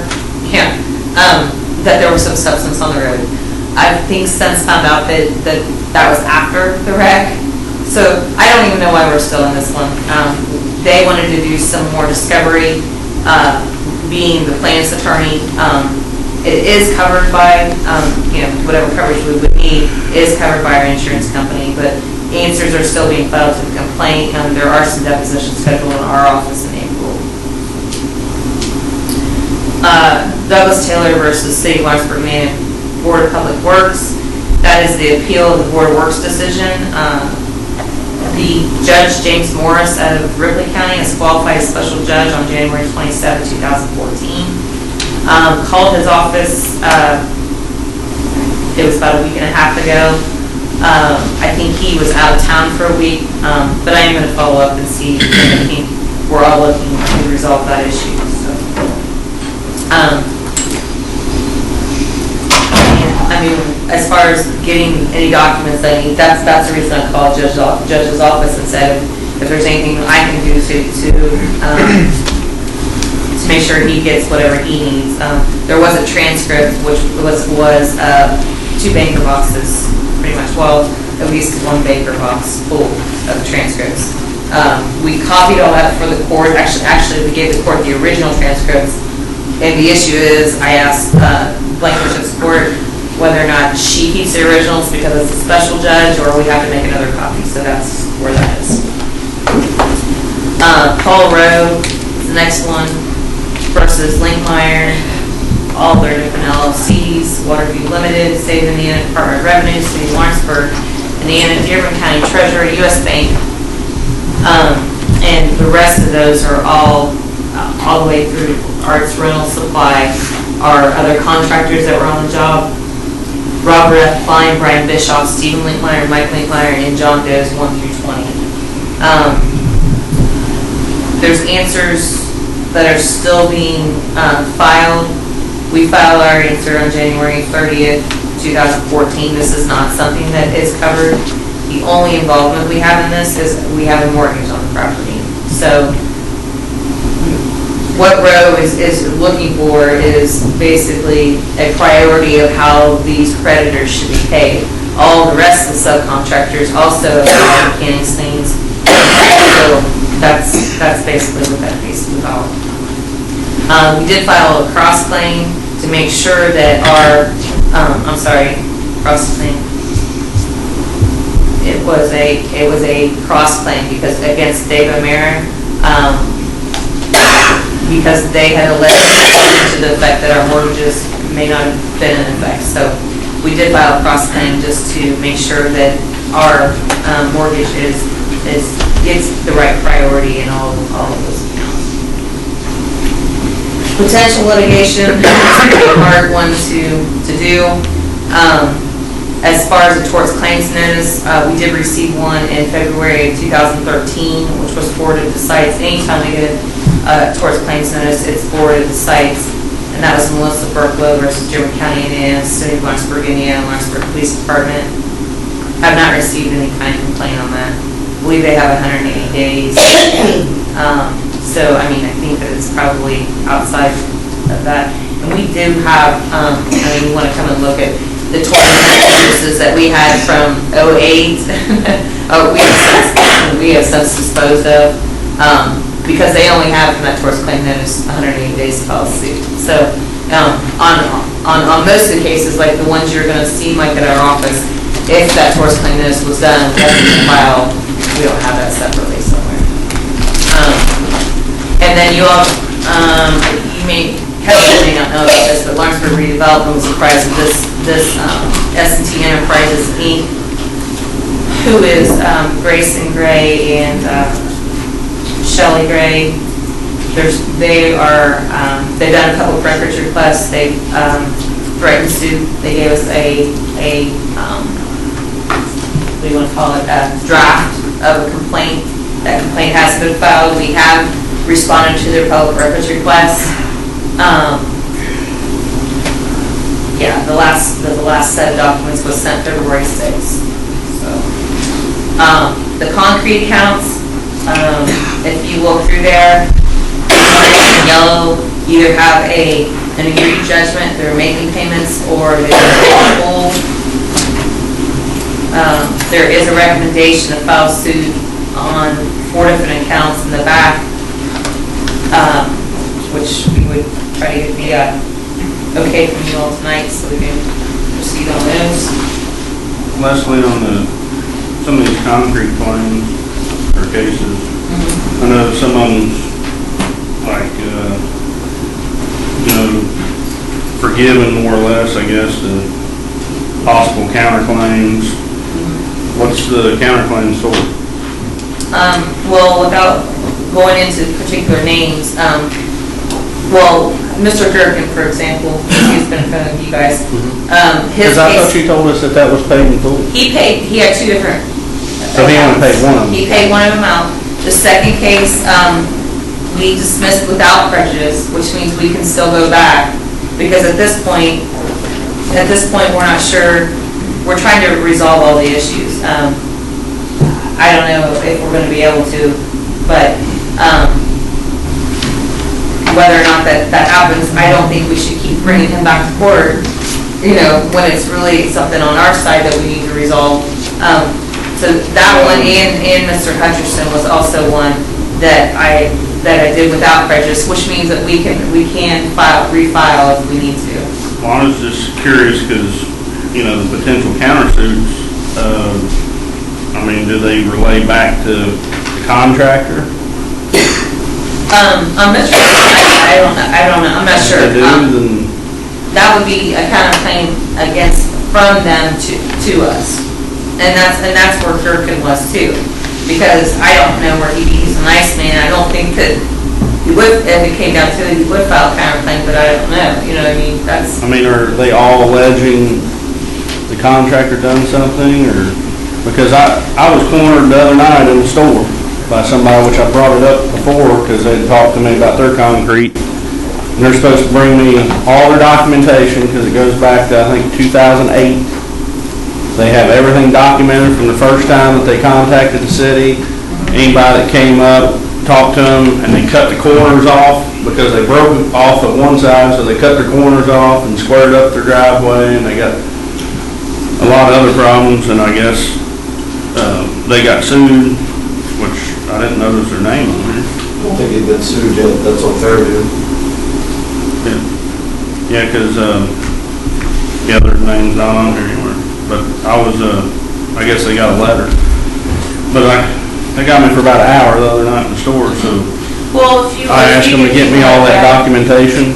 If you get people like that, just refer them to our office, because we can, address it. And if we don't know the answer, I can go to Mr. Todd or to Dina to see, what the issues We were are. talking on Mr. Durkin, I think it was left, this board asked O'Meara to supply, and I think that was asked to sit down, I think Mike set in on trying to come with some type of mitigation or conclusion to it. Which we never went anywhere because we was told it was paid in full. It wasn't that only one was paid in full. It was paid in full, so nobody ever said anything about it. I think you were forgiven the second one, though, weren't you, Leslie? As Gherkin goes, I don't know. That would be up to you all. That would be up to, that would be one resolution. Ever voted to forgive them. Because, if there's issues here that goes back to contractor, the contractor should be held accountable. And I'm gonna go back again, and I'd ask, when we went over documentation before, has O'Meara written checks to the city to pay back things that they were supposed to pay for that was done wrong? Yes. So I would like to get a copy of what was paid back, for what jobs and how much it was.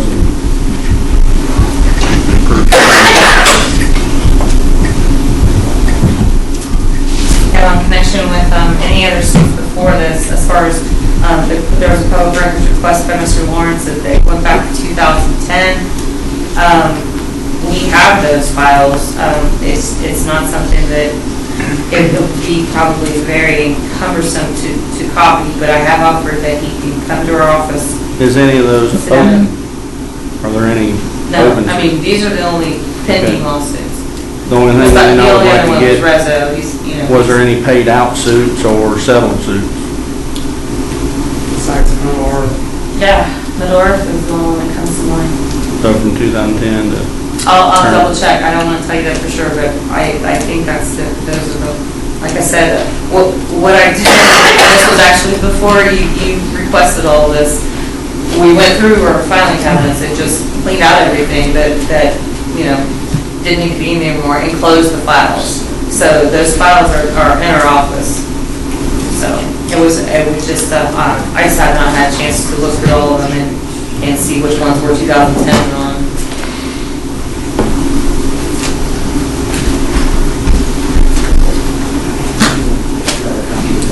I could take some time for you. You know what?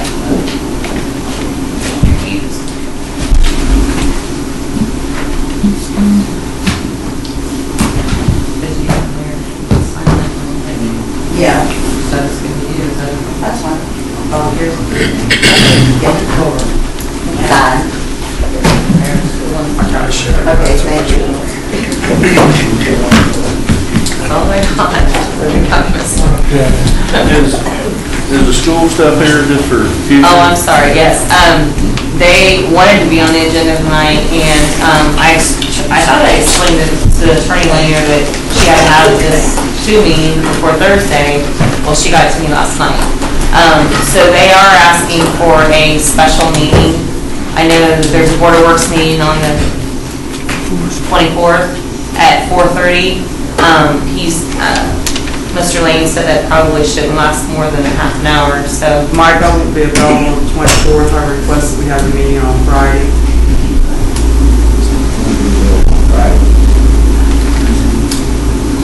Like I said, they told me that because of their bidding, and I did send an email today too, I don't know if you got it, that because of their bidding timelines and everything, they have to have this $4 million available to them as far as for bidding purposes is how they explained it to me. I was contacted by Mr. Gailey today.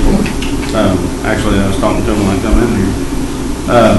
He was asking about the claims. Does the board need to approve the claims every meeting? And I told him my suggestion was to contact State Board of Accounts, because I remember right up in 2011 that I didn't know if they had to do each set of claims, or if they could do since it's a loan.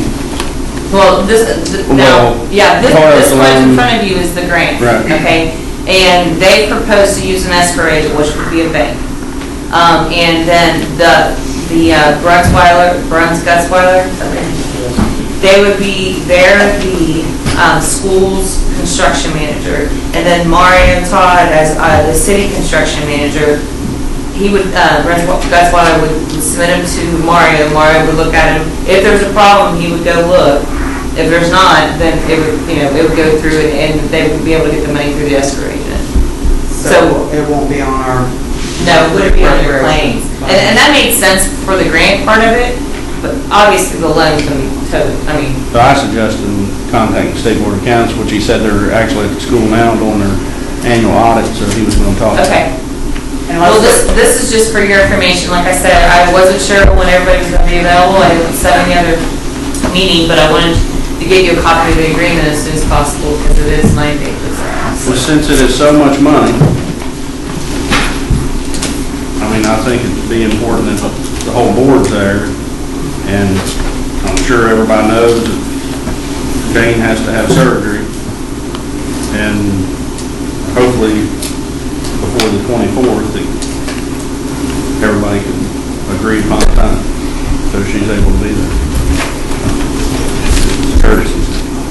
And I also got a comment that Mario brought up at the last time we discussed this, and I brought up to Leslie earlier, have we heard of the school's insurance company? I'm not. Has anybody?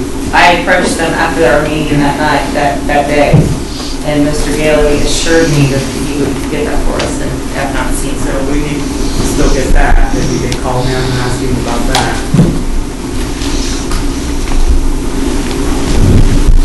Are you all good with US Bank? That's who Jackie is comfortable with.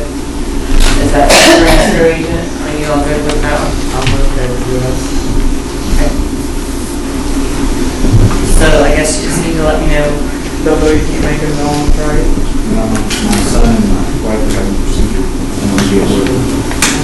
Let me know what day you go. Monday. How about Thursday? I can do it Thursday. About Thursday? 27? The 27th? Oh, Thursday, I gotta go have blood work at 5. What about Wednesday? This Thursday. Tomorrow's Wednesday, right? Yeah. I don't think you're talking Too short to call. That's 48 hours. I can do it at Enter 5:30.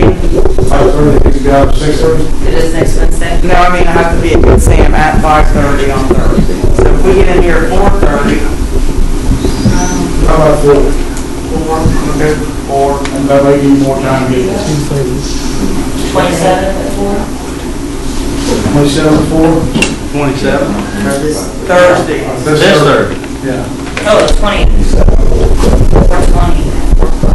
No, we can't do it on Work, it's not 48 hours. No, It'll you're have not to gonna be have 48 hours. Well, then if you want to do it the following Thursday, Aaron can come pick me up in a wheelchair and I'll come.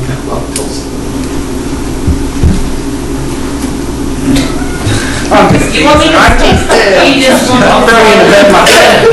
I mean, I could just tell them that the 3rd is the earliest anybody can make it. I'll get her here. I'll just tell them the 3rd is the earliest anybody can make it. I mean, we're giving them $12.9 million, I think, they can wait till the 3rd if they need to. I mean, that's not unreasonable. That's not unreasonable. You're giving me $4 million anyway. Well, I'm just saying, that's just not anything. That's just wait till that meeting now. So you want to just, I'll just do it on the 3rd? Okay. I'll make sure it's on the agenda. Okay, Larry Martin, Fairground Rental. Hey, smile, I'm the last guy on the list that can yell and complain, and I'm not here to do that. Or sue you.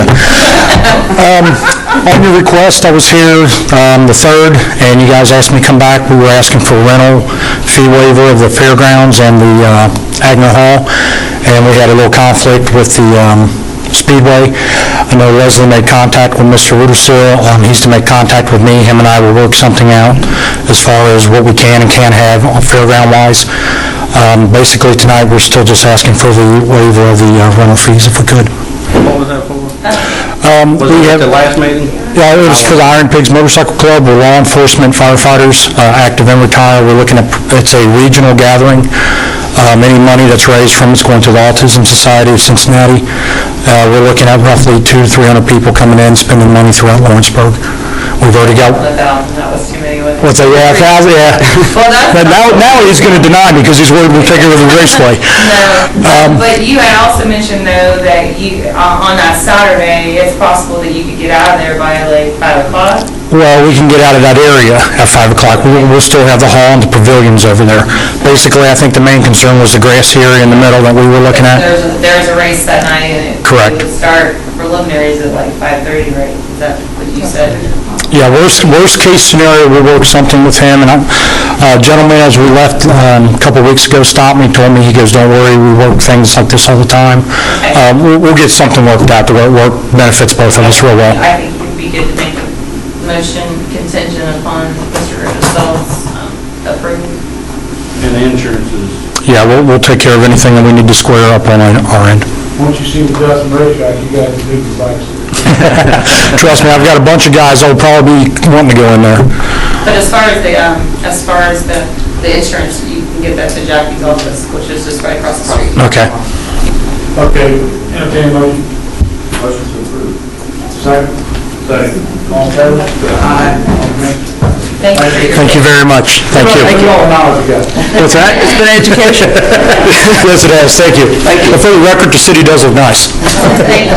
Any comments or doubts? Hearing none, review, discuss, claims, board approval. So moved. Second. Second. All in favor? All against? Motion adjourned. Second. All in favor? Paul.